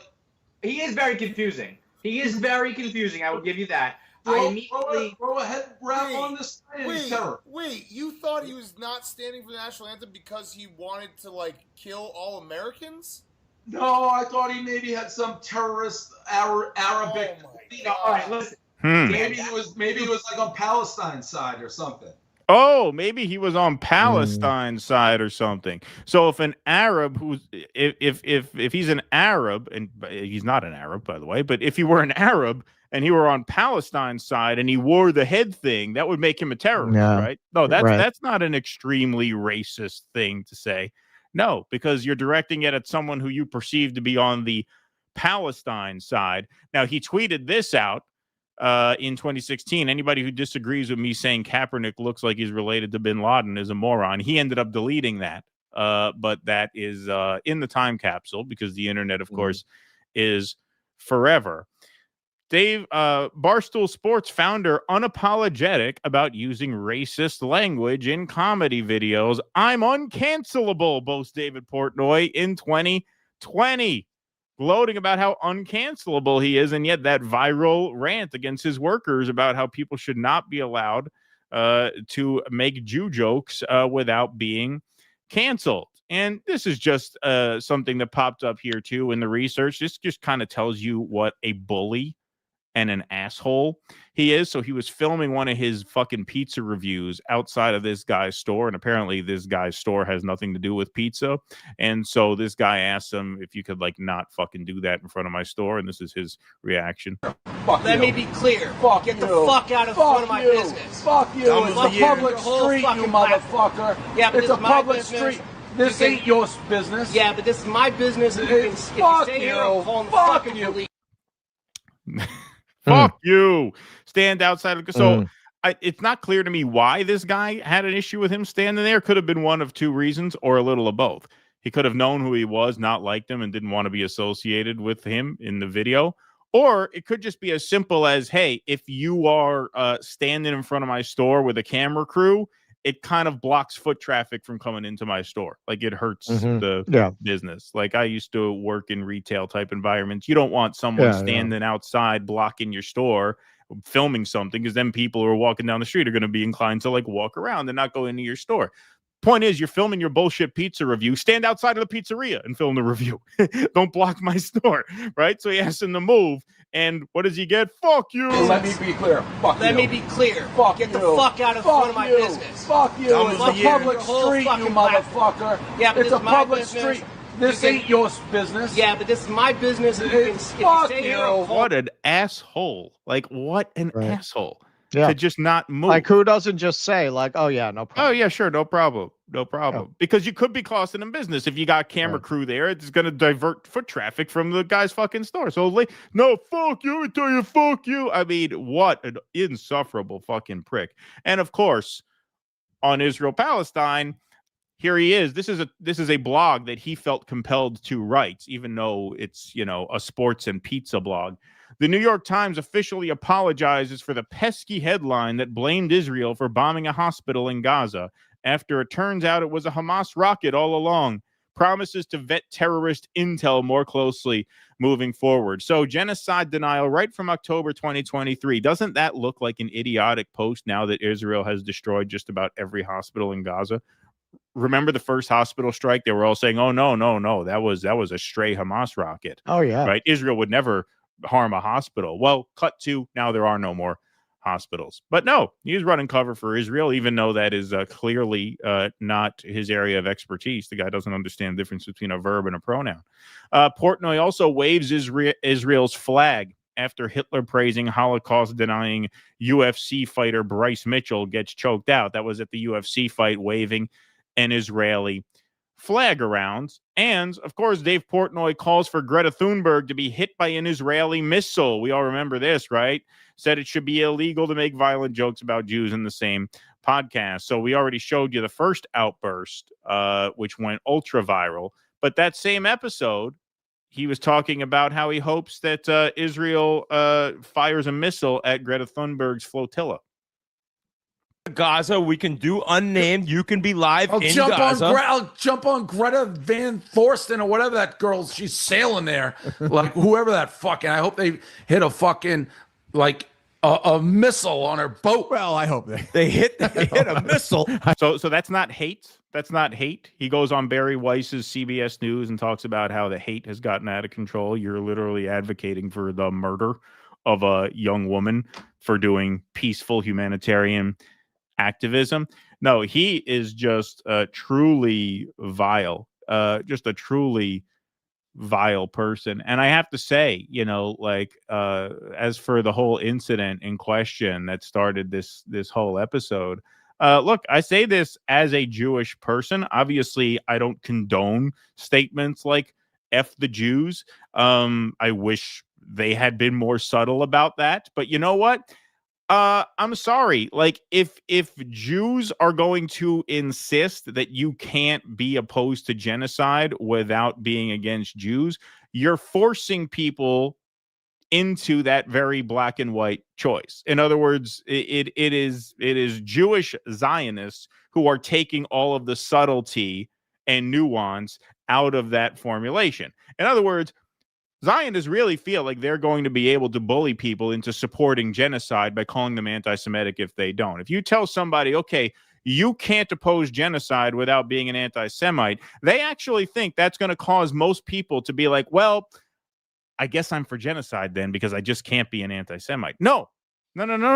This would be like if Al Sharpton came out during the OJ case and said, if you think OJ Simpson is guilty, you are an anti-black racist. That's not going to dissuade people from thinking OJ is guilty. It's going to be thinking, well, if they're going to brand me a racist anyway, I might as well say I'm a racist because there's no way this guy didn't kill his wife. Right? Like, there's just no way, or if you're anti-slavery in the antebellum South, it means you're anti-white. So you can't be anti-slavery because that makes you an anti-white racist. Well, then I guess I am what you say I am. Like, if you force people into those black and white kinds of formulations, some of them are just going to accept it. They're not going to go back and forth with you for years about how, no, I only mean this group of Jews and not all Jews. I mean Zionist Jews and not anti-Zionist. No, they're going to be like, listen, whatever, man. I'm not going to argue semantics with you for years. I know I'm opposed to what Israel's doing. If that makes me an anti-Semite, fine. That's what millions of people are going to say. And it is the Zionists who intentionally force people into that formulation. Why? Because the more anti-Semitism exists, the more they get to raise money for their cause and convince the Jewish people, broadly speaking, that Israel is necessary to protect Jews. And so, as a Jewish man myself, when I hear that, I'm sorry, I'm not offended by it. I'm really not offended by it at this point. I don't like it. I don't condone it, but I'm not outraged when someone says F the Jews. That's not their fault, quite frankly. It's Israel's fault for forcing them into that very black and white way of thinking. That's the way I feel about it. So I don't even blame the person, to be honest. Like, I don't condone it, but I don't blame that person. Not at all. And I'm certainly not outraged by it. Yeah, this is our first full-on taste of what a 60 Minutes being run by one of the world's premier Israeli agents posing as a journalist is going to look like. This is why Larry Ellison placed her there, because all of the research you just did is not in that piece. This is why, if you are terrified of covering anything stronger than the great Canadian ostrich culling, like Matt Taibbi, you should probably not be writing about fucking Bari Weiss and what it means that she's taking over CBS, because this is exactly what it meant. That is not just bad journalism. It is a fucking crime against journalism. You are doing the opposite of what journalists are supposed to do. You are misinforming anyone who reads your coverage by telling them that that takeover represents something completely different from what it represents, by taking that out of the equation. And now we see it didn't take long to get here. Now we see what the implications of that are. She's going to platform this odious walking fucking anti-Semitism weapon of mass destruction, Dave Portnoy, and try to paint him as a sympathetic figure. But you know what? 60 Minutes, Bari Weiss, it's a big media landscape out there. People can go to other sources of information very easily, and particularly the younger people do. So what does that do to further undermine the credibility of the already weak credibility of corporate media, to have people who are clearly agents of a foreign power running a news organization in a way that is blatantly biased towards that foreign power? Anyone who's under 40 and most people under 50 are going to see some of these things on social media. And if they did see that 60-minute piece, they're going to put it together. This is where I want this to be an uplifting episode, in spite of the fact that we're probably closing out with an extended piece on Israeli prisoner assault.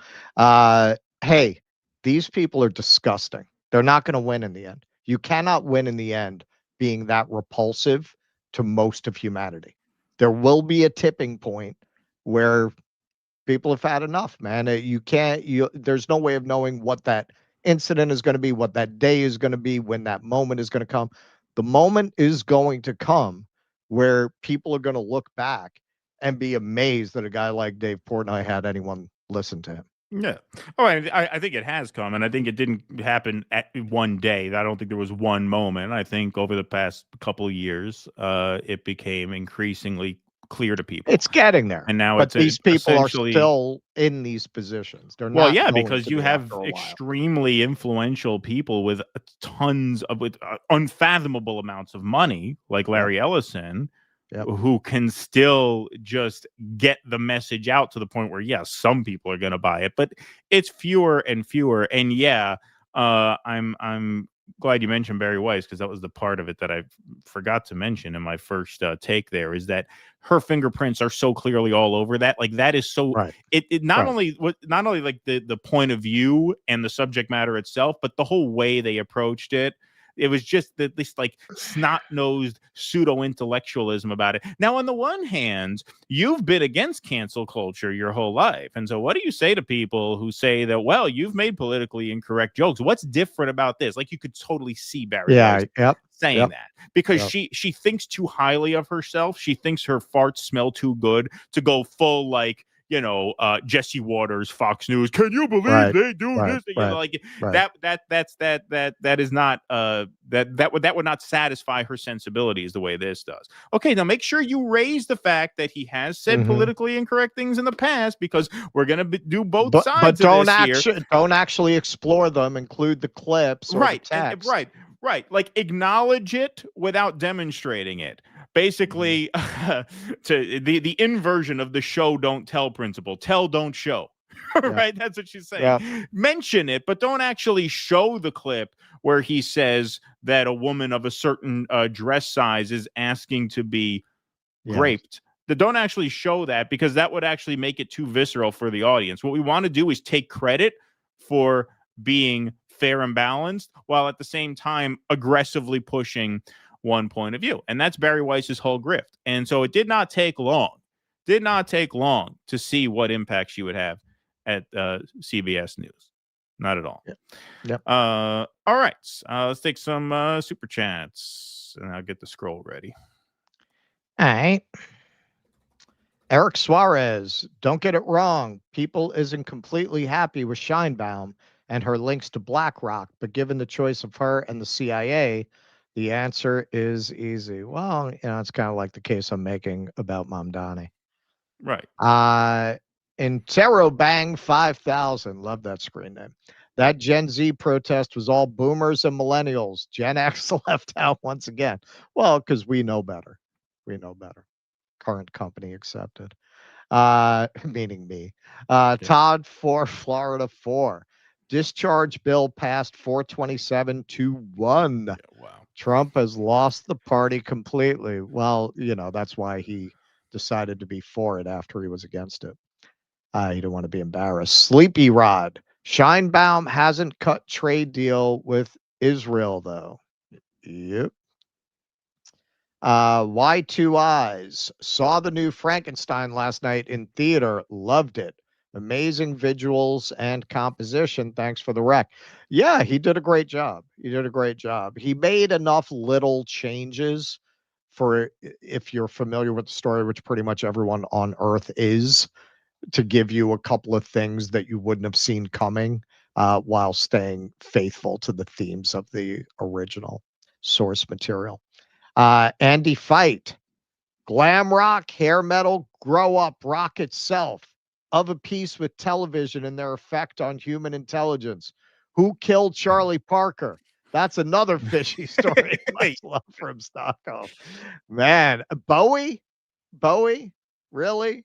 I mean, he was glam rock. He was total glam rock. Come on. I didn't mean that. I meant hair metal. No, I'm talking about him. Yeah. Andy Gardner, 26. Orwell Watch, the great Canadian ostrich call.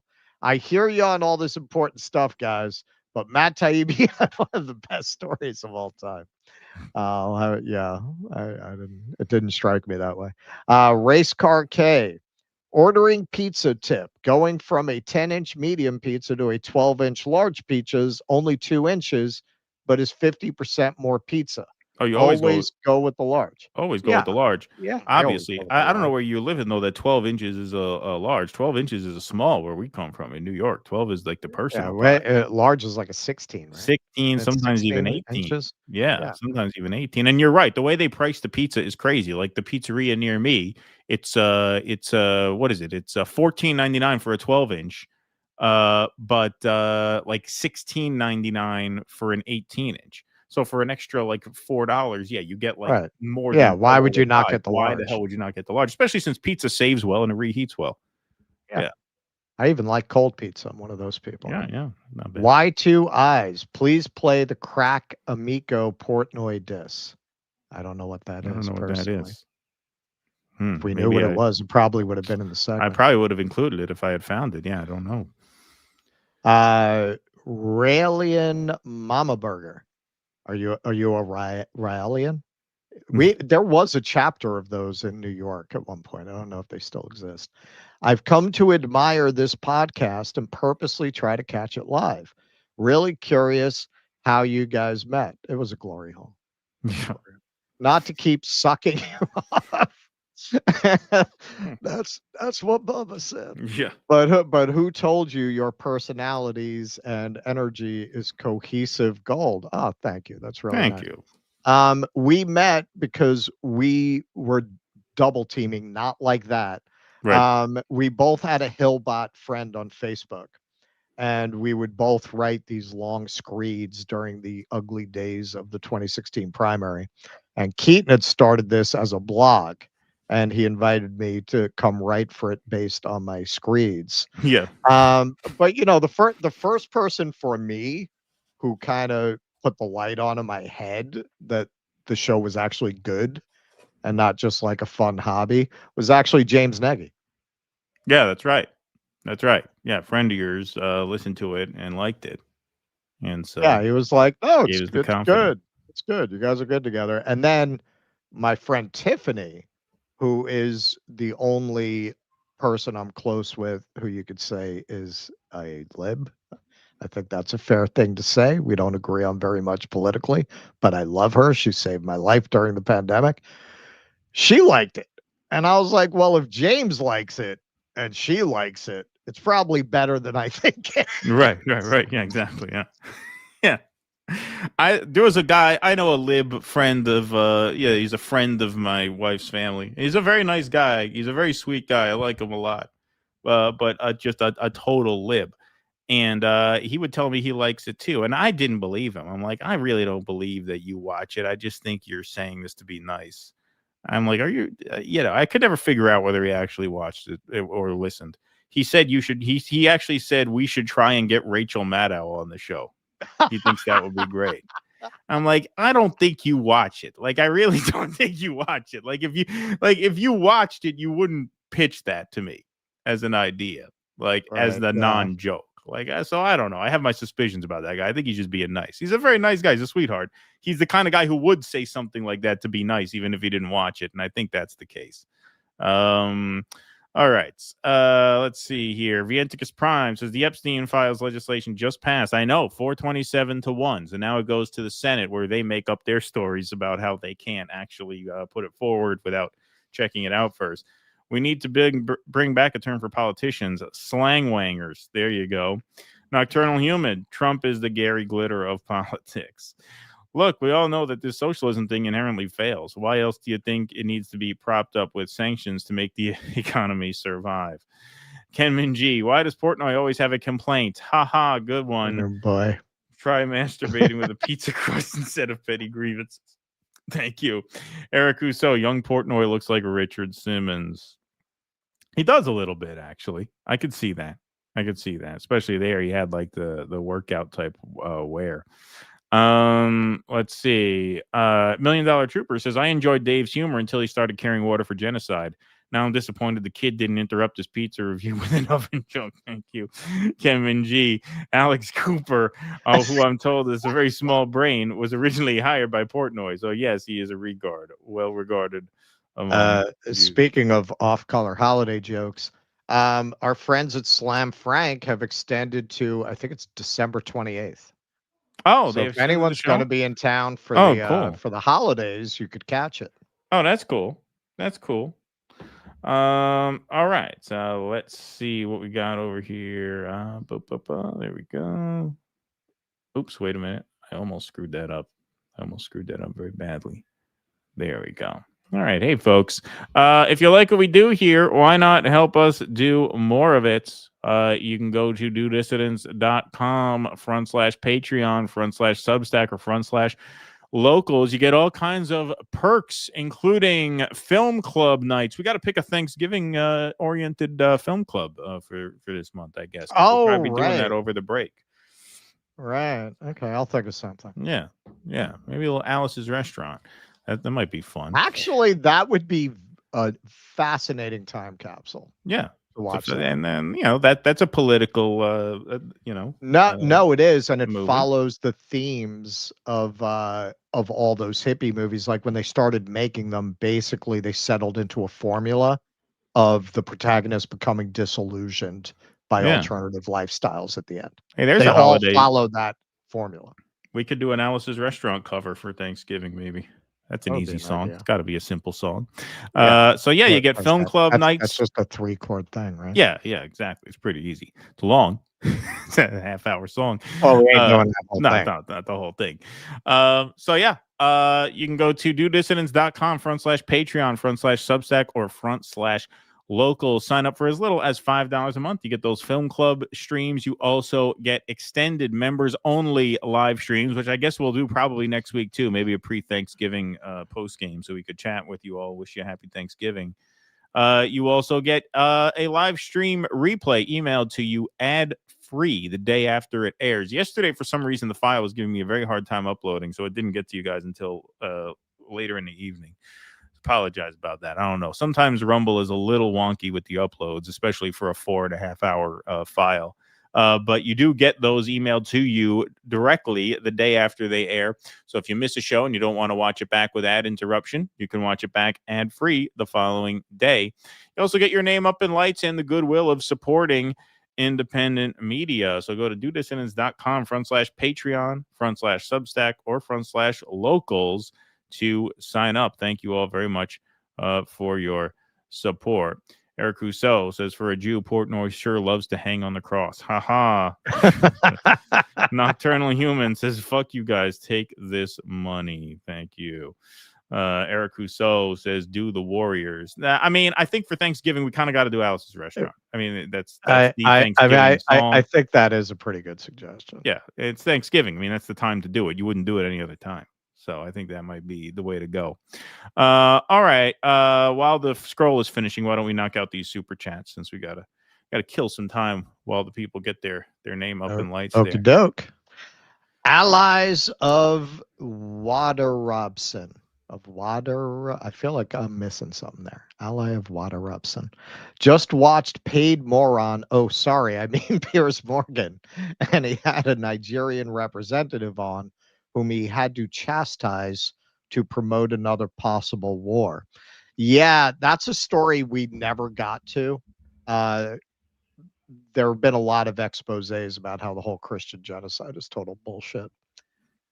Which, I mean, it was very obvious. Your Nicki Minaj is now going to the UN to testify about the Nigerian Christian genocide with Mike Waltz. So you just broke my brain. Michael Castillo, Dave needs to make sure the chicken meets kosher law. Okay. Dark Matter Zombies 400. That's Landrew. That's Landrew's name. That's Landrew. Thank you, Landrew. Free Palestine and we free ourselves. What about this new anti-Zionist pack? AZA pack. Love you and yours, community and solidarity. A couple of people have mentioned that. You know anything about that kid? Yeah, that's we should have him on. That's run by Michael Rechtenwald, who was, I believe, the VP candidate for the Libertarian Party last year. He ran as Oliver's running mate. Right. And he started that pack, and he endorsed Jose, and he actually tweeted out our documentary of Jose.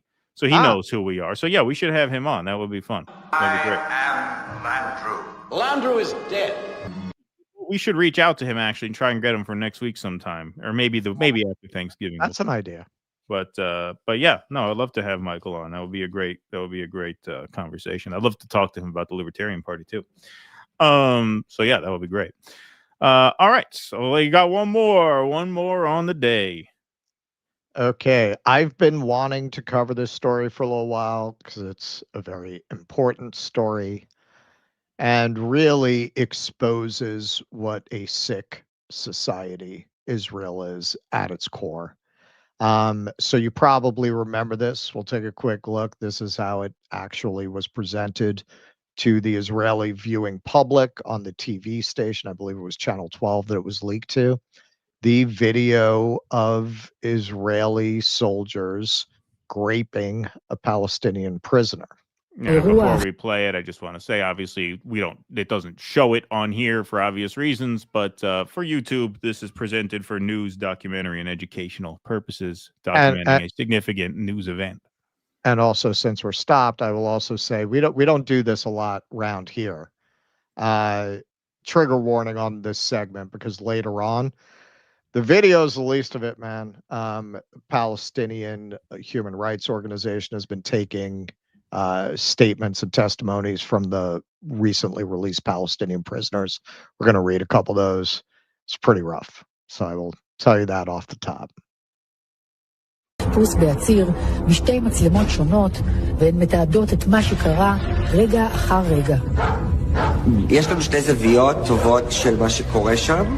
מביאים אותו לאזור המצולם הזה, או לוקחים אותו לקיר, אחד עם כלב, עוד 4 שעושים את החיפוש עליו, שלושה שהם מגנים שמעקפים את האזור. They put the shields up to block. בתחילת החיפוש מצמידים לוחמי כוח 100 את סמך אל הקיר. הוא אזוק בידיו ורגליו. Okay, so the Israeli public sees this. They're horrified. They demand the heads of these soldiers, right? Because they're a bastion of Western values in the Middle East. Well, you could say maybe they are if you look at some of the history of the West and their treatment of the people they colonize. Because what they do? They protested to free the soldiers. After the soldiers are arrested, they rioted. They stormed the police station where they're being held. This is from Khaleesi. Sorry about that.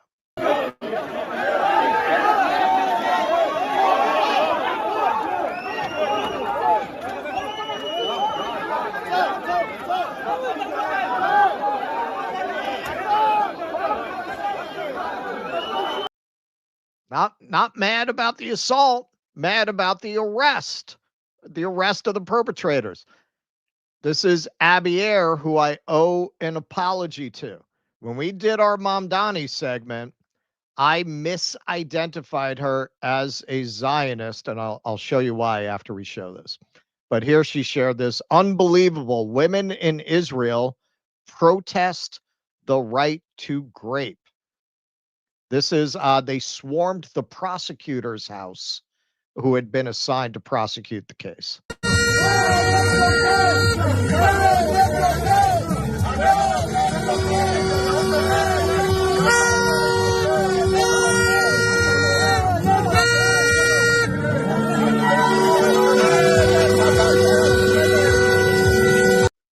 So in Israel, the women protest for the right to grape, not against it, as long as it's directed at Palestinians who are not human.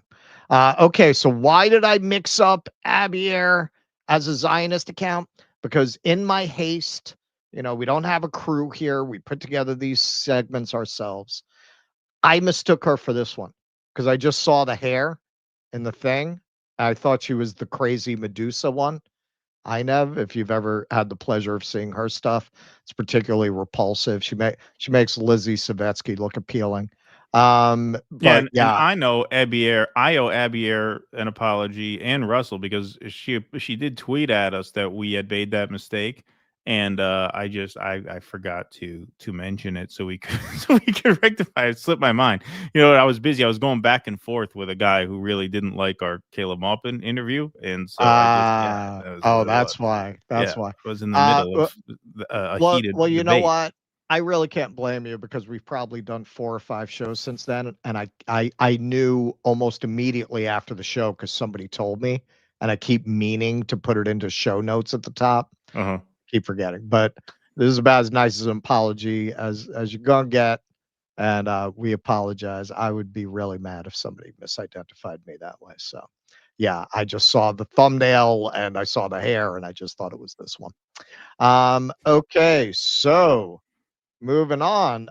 So at the government level, because this is a bastion of Western values in the Middle East, they were horrified by the fact that their soldiers had done this to a prisoner and demanded justice, right? That's the debate they had in the Knesset. How stiff should the sentence be? Incident right now in, I don't know how they say it. It's like Dutaman. I don't know. Where the military police came to arrest soldiers who were guarding the terrorists.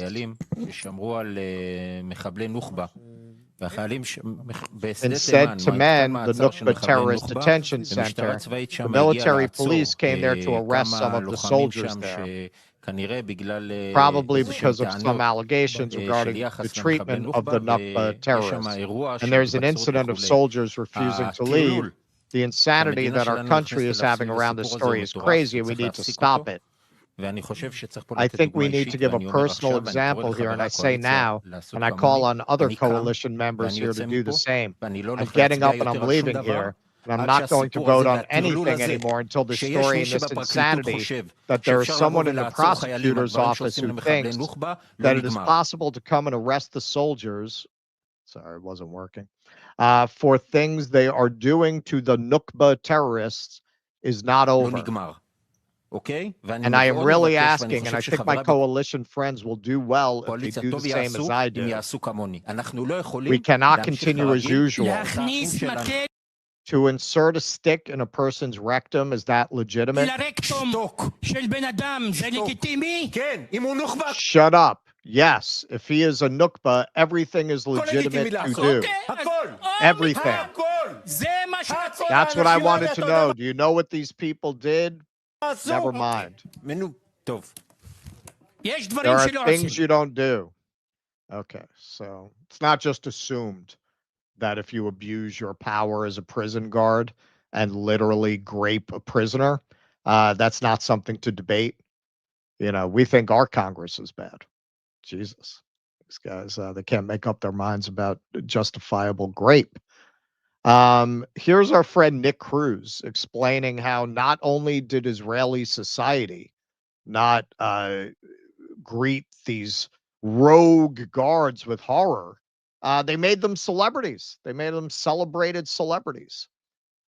Loved so much that they turned a soldier who admitted that he engaged in mass rape into a celebrity. Israel is truly a sick, barbaric society. An Israeli military unit was caught raping and torturing Palestinian men to death. Shortly afterwards, they was released from prison and cleared from all charges because Israelis engaged in massive pro-demonstrations. I told you they was a sick society, man. They even brought on the Israeli soldier that was accused of on TV to defend the actions of his unit. That same person will later make a dramatic unmasking video declaring that he won't hide. Instead of being bullied out of proper society, this Israeli terrorist is being paraded on TV and being treated like a celebrity. I can't emphasize enough how sick these people are. Where are all the liberal feminists on this issue? Not only are Western liberals silent,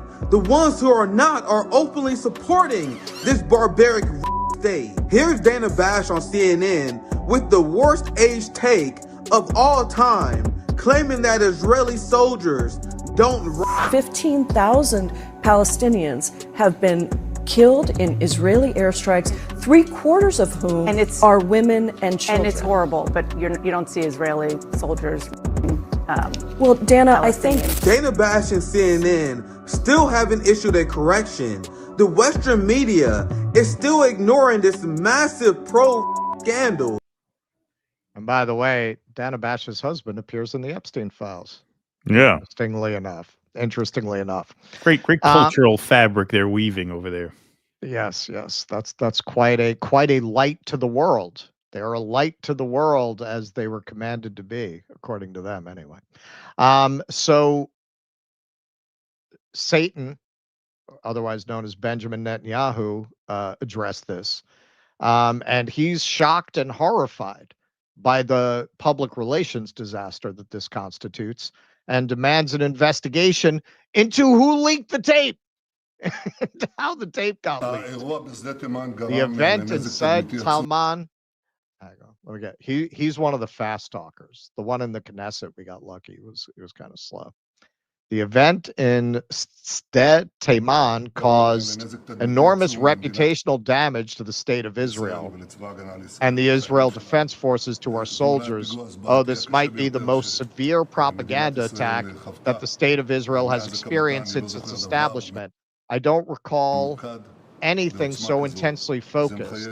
This requires an independent and impartial investigation, not of the incident, of the leak. He is talking about the leak of the tape is what needs to be investigated. I expect that such an investigation will be conducted. And indeed, such an investigation was conducted, and in pretty short order, they came up with the people who leaked it. This is from Lord Bebo. Israeli police arrested Major General Yafat Tomer Yerushalmi, ex-military advocate general, Colonel Matan Solomash, ex-chief military prosecutor, who both resigned on October 31st, accused of obstruction of justice in connection with leaking footage with Israeli soldiers assaulting Palestinian prisoner at the Timon detention camp 2024. So it was pretty fast that they found them. And she went on to try to, it's a little unclear from the reporting, but she's under house arrest. That much is clear. She has attempted self-deletion at least once, possibly twice. That's what's a little unclear. She disappeared for a while and left a note, a self-deletion note. And then it is confirmed she tried a few days later to self-delete. So she was hospitalized on Sunday. Here's Batar, which Gray Zone just did a great documentary about, a short documentary you should check out. We demand and need the death penalty. Traitor Yafat Tomer Yerushalmi betrayed the IDF and the nation during wartime. As military advocate general, she leaked a classified video that falsely portrayed Israeli soldiers as abusers, fueling global anti-Semitism, damaging Israel's image, and undermining trust within the army itself. She then oversaw her own investigation, covered up the leak, and misled the courts, the Knesset, and the public. She must face full criminal accountability. The death penalty. They literally want her executed for exposing an incontrovertible grave. There's nobody. I haven't even seen anyone who's defending this claim it didn't happen or that it wasn't what it looked like. They're claiming, as they did in the Knesset. So what? So what? They are terrorists. Who cares what they do to them? These are good boys in the IDF. It is terrible to not let them grape with impunity. Yeah, no, they're fucking fascist. Well, look what we tried to do to, what we do to our whistleblowers. We put them in jail. We tried to torture Julian Assange to death. Sure. Yeah. Sure. And just to be clear here, because I don't want to make it out like this is the good Israeli versus the bad Israelis. A lot of people with knowledge of the situation have made this point. 972, I consider a reliable source. Both sides of the Day-Taman leak debate reflect Israel's moral decay. The Israeli army's top legal official is being hounded over her role in a scandal that has split the nation. Her complicity in the genocide goes unmentioned. Yeah, remember, she was Israel's top lawyer. She could have said we're committing a genocide. That would have been within her portfolio. She didn't do it. And according to the reporting there and in some other places, the whole reason this video surfaced is because the doctor who performed the examination assumed it had been done to the Palestinian by other prisoners.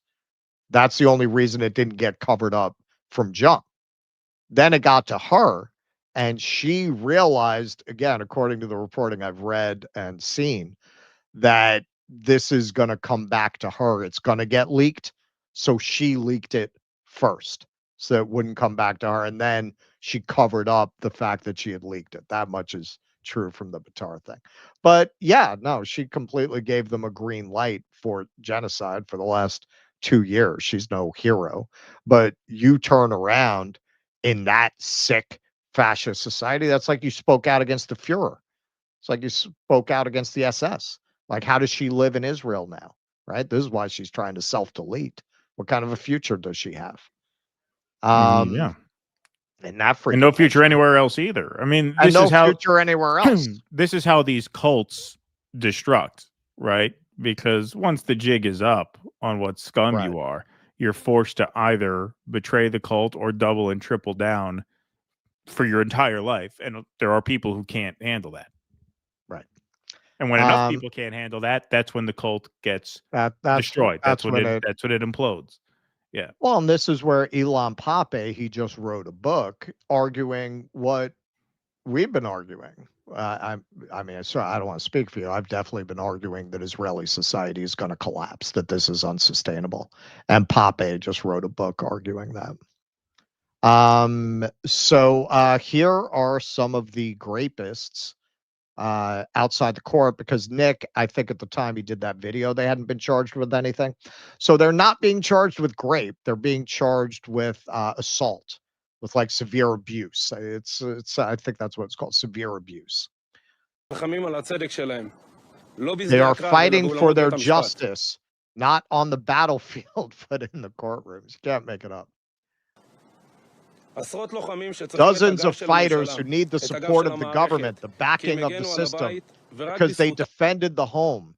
And only thanks to them are we all here today.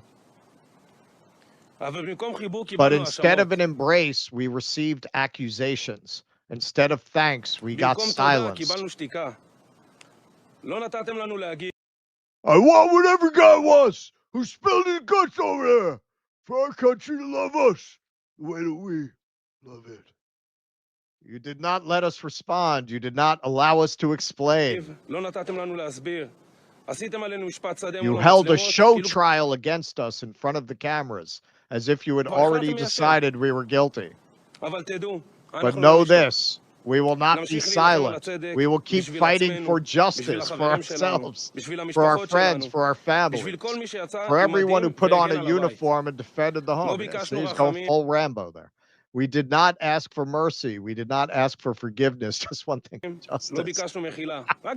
You can't make it up, man. Maybe you tried to break us, but you forgot one thing. We are Force 100. We stand here before everyone and remind them that behind every victory stand real fighters. We also want to thank our lawyers who have accompanied us from the very first minute until the end, to ask forgiveness from the people, from the children who are going through what they never should have had to. But we will win because there is only one truth. And, you know, that goes to what you're saying. That's a cult. These are cult men. Yeah. Like in a way, listening to that, on the one hand, I'm saying, yeah, I mean, these people need to be brought to justice. On the other hand, in some way, everyone in this society is a victim of having been raised in a sick society.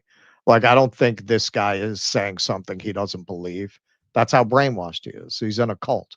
Yeah. He believes that they have fought for the homeland, that they are the best of what Israel produces. And inherent in what he's saying is, we did what we were supposed to do. Yeah. And in many ways, and that's the sickest part of it, he's right. In many ways, he's right. He did what they trained him to do, to be a sick, psychopathic monster that doesn't see the Palestinians as human beings. So you can do anything to them if they're not human, right? You should come here and join ICE. You really should. So, you know, he's talking about how unfairly they're being treated and maligned. This is how they were greeted in court. Again, you want to tell me this is not a sick society that needs to no longer exist? This is how they're greeted in court.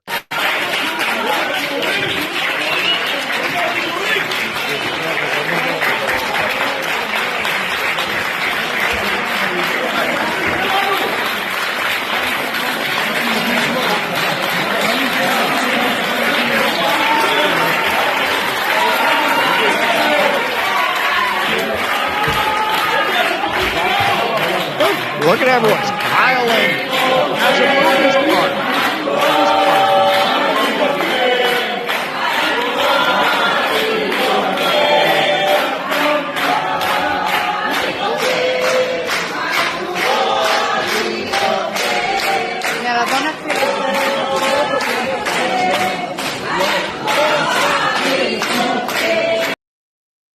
And this is a dark truth of human nature, and I believe that inevitably Israel will join Nazi Germany as yet another example of what horrors people are capable of, as long as the person next to you is committing the same horrors. As long as the person next to you supports that, you'll support it too. That's a cult. That's cult thinking. You're muted. Oh no, I was just nodding along. I muted because we have a there we go. StreamYard was just messing Yeah, with us. we're having some weird Yeah. issues. It seems to be working now. Yeah. Okay, so this is an Israeli lawyer. He is Israeli who represents a Palestinian prisoner. The prisoner has asked him not to come anymore because they grape him every time he comes to visit. So the rape that happens once in a few weeks, and now I understand the rape is happening especially when I come to visit him or when a lawyer comes to visit him. I don't know if you know this, but Palestinian political prisoners don't get any visitations of any kind for years. So the only connection a Palestinian, I'm not talking about Jewish political prisoners because they get visitations, they get everything. But Palestinian political prisoners, they don't get any visitation. They didn't see their families for years. And their only connection to the outside world is a lawyer's visit. So the lawyer's visit is just about the most important thing for a Palestinian political prisoner. And it came to the situation that this prisoner asking me not to come anymore. Because every time I come, they rape him and they beat him. So he doesn't want me to come. So this is the situation. The beatings and the rape are systematic. Okay. And we don't have the time to get into this in this segment, but a lot of these bodies of Palestinians that are being returned have missing organs. There is Ken Klippenstein just did an article about it's not a conspiracy theory, man. They've been stealing organs from Palestinians for decades. In addition to what they're doing to them when they're alive. So this is Palestinian Center for Human Rights. They've been interviewing some of the Palestinians who were released in the prisoner exchange.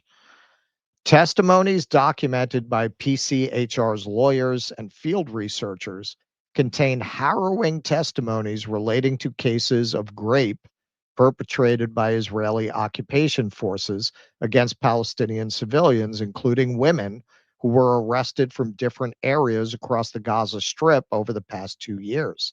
These testimonies indicate that arrests were carried out without any legal justification other than the victims being residents of the Gaza Strip, as part of a policy of collective punishment designed to humiliate Palestinians and inflict maximum psychological and physical harm on them. These practices are part and parcel of the ongoing crime of genocide against the Palestinian people in the Strip. I'm going to read you just 2 of these accounts. Again, trigger warning. These are very graphic accounts. At dawn, I heard the soldiers shouting, saying that morning prayers were forbidden, and I think it was the 4th day after my arrest from Gaza. The soldiers moved me to a place, this is, I believe it's a 42-year-old woman, to a place I didn't know because my eyes were blindfolded, and they ordered me to take off my clothes. I did so. They put me on a metal table, pressed my chest and head against it, cuffed my hands to the end of the bed, and pulled my legs apart forcefully. I felt a penis penetrating my anus and a man graping me. I started screaming and they beat me on my back and head while I was blindfolded. I felt the man who was blanking me ejaculate inside my anus. I kept screaming and being beaten, and I could hear a camera, so I believed they were filming me. The blank lasted about 10 minutes. After that, they left me for an hour in the same position with my hands cuffed to the bed with metal handcuffs, my face on the bed, my feet on the floor, and I was completely naked. Again, after an hour, I was blanked fully in the same position with penetration into my vagina, and I was beaten while I screamed. There were several soldiers. I heard them laughing and the camera clicking as it took pictures. This rape was very quick and there was no ejaculation. During the rape, they beat me with their hands on my head and back. And that's only part of her account. There's actually more. Greta Thunberg, while she didn't claim to have anything this extreme happen to her, I don't think even they are that blind to public relations. She does describe being naked and them filming and taking pictures of her when she was there. So if they did that to Greta Thunberg, what would they not do to a Palestinian with no recourse to the law, to the press, with no platform? So this is another account from a man, and this is consistent with other accounts of Israelis using dogs as part of their sexual assaults. I was moved to a section I didn't know inside detainment. During the first weeks there, amid repeated suppression operations, I was taken with a group of detainees in a degrading manner to a place far from the cameras, a passage between sections. We were stripped completely. Soldiers brought dogs that climbed on us and urinated on me. Then one of the dogs blanked me.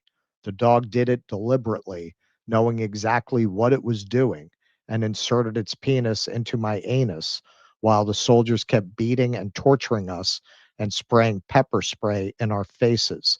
The dog's assault lasted about 3 minutes. The overall suppression lasted about 3 hours. Because of all the severe beating, all of us sustained injuries across our bodies. I suffered a severe psychological breakdown and deep humiliation.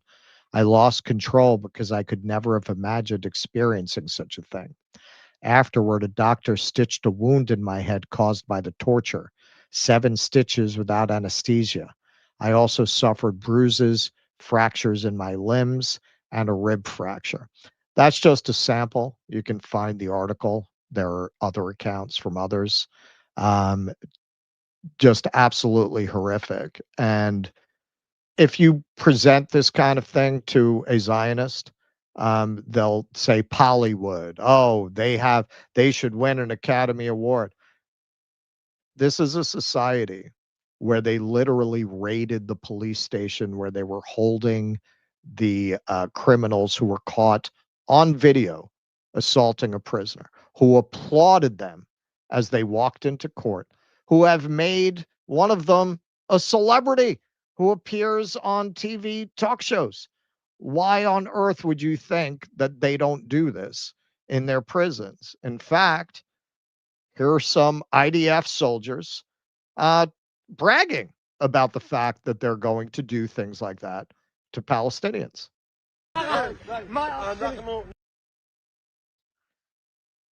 Will tear their mother apart. Their mother. Will fuck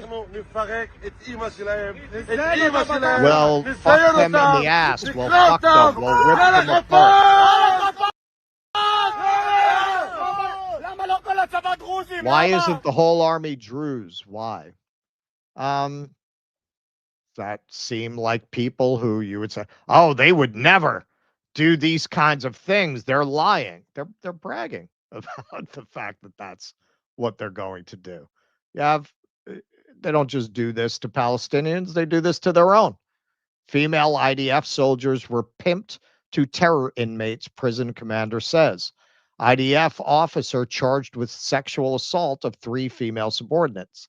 Soldier self-deletes after reporting she was blanked. Now Israeli army probes suspicions of negligence. 90% of blank cases in Israel closed without indictment, study finds. 3 Israeli soldiers charged with blanking, sodomizing female comrade. And of course, and we've covered this in the past, Israel acts as a haven for PDF files because of the right to return. Many people who are wanted for those kinds of crimes flee to Israel, where they're generally not pursued or held accountable. This is one of the reasons the country seems to be overrun with sexual predators, because a lot of Jewish sexual predators flee there to avoid justice in their home country. There's a very good and ironic example. Khaleesi shared this. Mia Shem, who said Hamas raped her with their eyes and there are no innocent civilians in Gaza, has actually been drugged and raped by an Israeli fitness trainer. As after she gets released as a hostage, She went on to say, I felt safer in Hamas captivity than in Israel. When you train an entire population to have no empathy towards a group of humans, that is inevitably going to bleed into the entire society. Once you've taught people how to switch off basic human empathy, that's not necessarily only going to be pointed in the direction that you want it to be pointed in. This is why I believe this happens as frequently as it is reported to, even between Israelis, because what have you turned these people into? Animals. You've turned them into sick animals. If you can go and murder a family and then put on the woman's dress, why would you think twice about assaulting a woman when you get back home, Israeli or not Israeli? You've been turned into a deranged animal. It is a society that creates deranged animals, and we can see it in the way Israeli society has reacted to this case. What more do you need to see to know that all of the worst things that you have heard about Israel, as our friend Norm Finkelstein said, they're demonic. It's demonic. Israeli society is demonic. They see this and they want to protect and celebrate them like they've done a great thing, because they've been so brainwashed into seeing Palestinians as everything monstrous, every dark fantasy, every Nazi, every pogrom that's ever been committed against them. They've put that all onto these people. And I can't say this enough. The great irony of this, and one of the things that I think is going to really be a whole area of academic research in the future after this madness is passed, what does that even mean that you're Jewish? The Zionists struggled to find a definition for that that would justify ethnic cleansing at best and genocide at worst. They went back and forth on a lot of different things because most of them were secular. They really didn't like religion.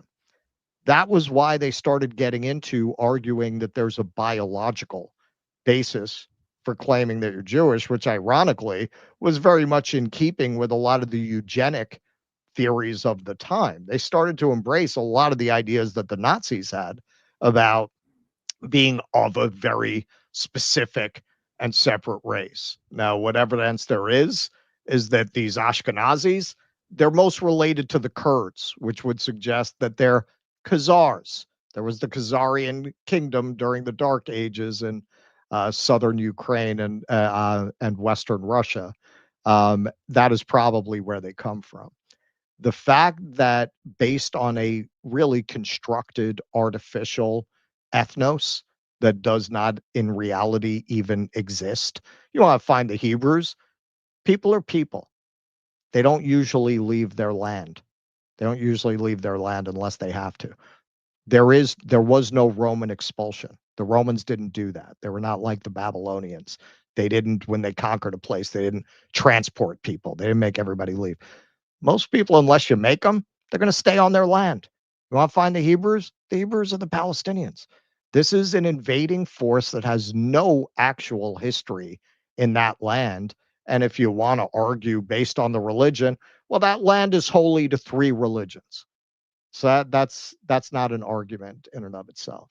The fact that on the basis of a made-up race and a religion that most Israelis do not even observe, they are justifying these kinds of horrors against the actual indigenous people of that land, who have much more of a claim to be descended from the group that they're pretending to be descended from. This is a kind of madness that we have rarely seen in human history. I think there will be centuries of examination of the fact that this obviously, demonstrably false premise of this Jewish race coming back to its homeland was used to justify this kind of brutality and genocidal inhumanity. It's one of the most horrific and difficult to comprehend things that have ever happened in the history of humanity. Well, yes, obviously, and you know, the imperatives of the moment change. Obviously, when you talk about just the origins of Zionism and the rationale for it, and now, 100 and some odd years later, 140 something years later, there are different imperatives that sort of undergird that. Uh, you know, now that there is an American empire which relies on this vassal state to be a presence, a strategic presence in a resource-rich part of the world, right? You can argue, we, and by we, I don't just mean the United States, although we are, of course, the main culprit, but I would say the West more broadly, at this point in history, uh, are a much sort of colder, more calculating evil than even the Israelis. I mean, Israel is a death cult. It's a death cult full of brainwashed people. What's his name? What's the fucking guy's name? The guy with the eyeglasses there. Keir Starmer. He's not in a death cult. He just knows that this is of strategic importance to the West. Right. And so he backs it. Trump, that's hours about why he is so subservient to Israel, which involves a lot of speculation, which brings us full circle to the Epstein stuff. But Joe Biden, Kamala Harris, these people are not in the cults, yet they prop up the cults. So it's almost even more sinister, right?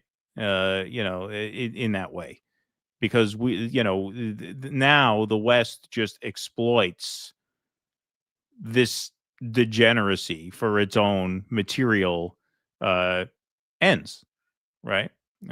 So there's something almost even sicker about that, in a different way, but obviously, there's that is just bone deep evil as well.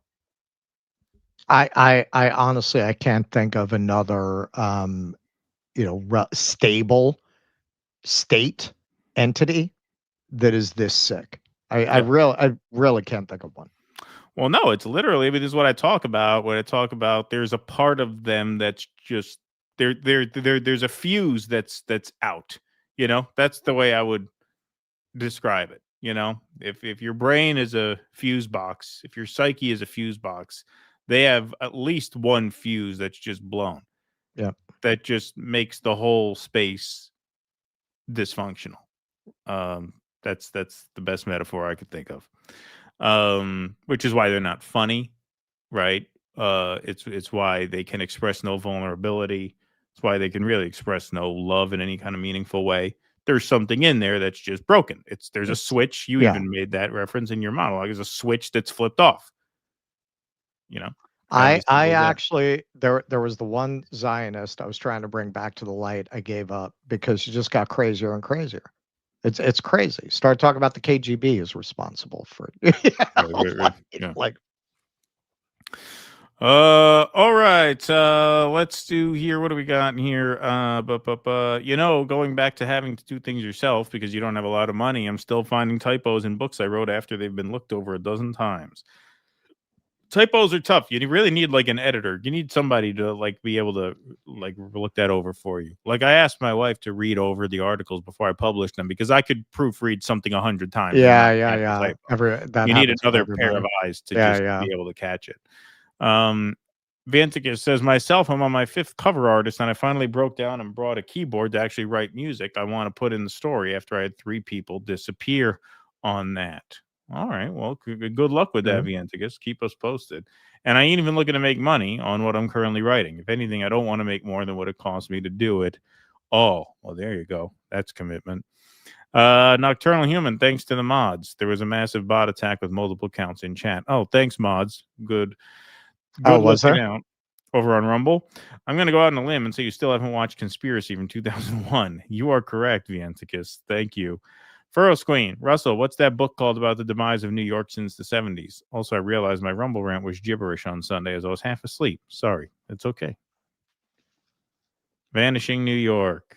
There it is. Yeah. That's in the spot Hate Inc. used to be in. There you go. Yeah, that no longer occupies real estate. All righty. Why don't we take some super chats? And then we'll this close is my favorite book about the 70s.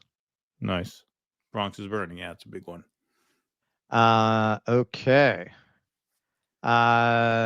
People Infinite. Wondering how long I got to be a member for a shirt or merch. I think I've been one for 2 to 3 months. No rush, just wondering. Stay cool, y'all. Any TPDS plans? What is that? Post-duopoly. Yeah, if you're so if you're a member at the $15 a month tier, that's where you get the free shirt. So that's just email us your shirt size and your mailing address, and we'll send it to you. And then TPDS, yeah, we haven't done the post-duopoly in a couple months because Nick had a thing. Nick kept getting his streams taken down, so I think he switched channels. So now he's on his own channel. So yeah, we will have to reach out and see when we could do another one. That would be fun. Eric Suarez, is it true that X is disabling Hebrew translation? I was looking at that for a story today. Yes, it is indeed true. Maybe we'll do that on Jimmy's tomorrow. And it is for the reasons stated, which Grok surprisingly is admitting, that it is because the Hebrew translations show too much threats of murder and genocide. It was giving the Israelis a bad name. Right. So he stopped translating the Hebrew. Daniel McLee, hey, all, is your stream getting throttled? Twice now your live stream has kept freezing. All other YouTube videos run fine. StreamYard has been a little funky today. I had a couple of like freezes or something. Could be that. Andy Gardner, 2,000 years from now, after Cataclysm, archaeologists dust off the long lost and sought after DD support scroll. Excellent show today, fellas. Thank you, Andy. Thank you. And the Artemis Maximus, $2 for looking so good. Thank you. Thank you, Artemis. Appreciate that very much. Thank you all very much for being here. We're at 2313 in the chat. Sorry, should have hit this earlier. And 1173 in the like column.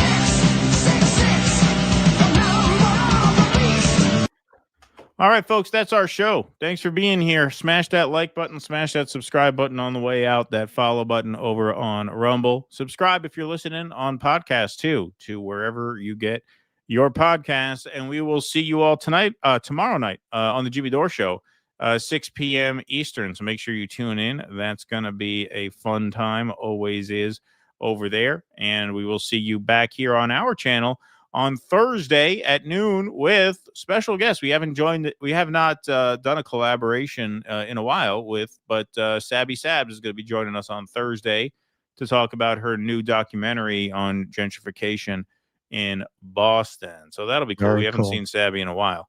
Yep. So looking forward to that. So big rest of the week coming up. Thanks everybody for being here. Thanks to the YouTubers. Thanks to the Rumblers and the mods for keeping the peace in the chat.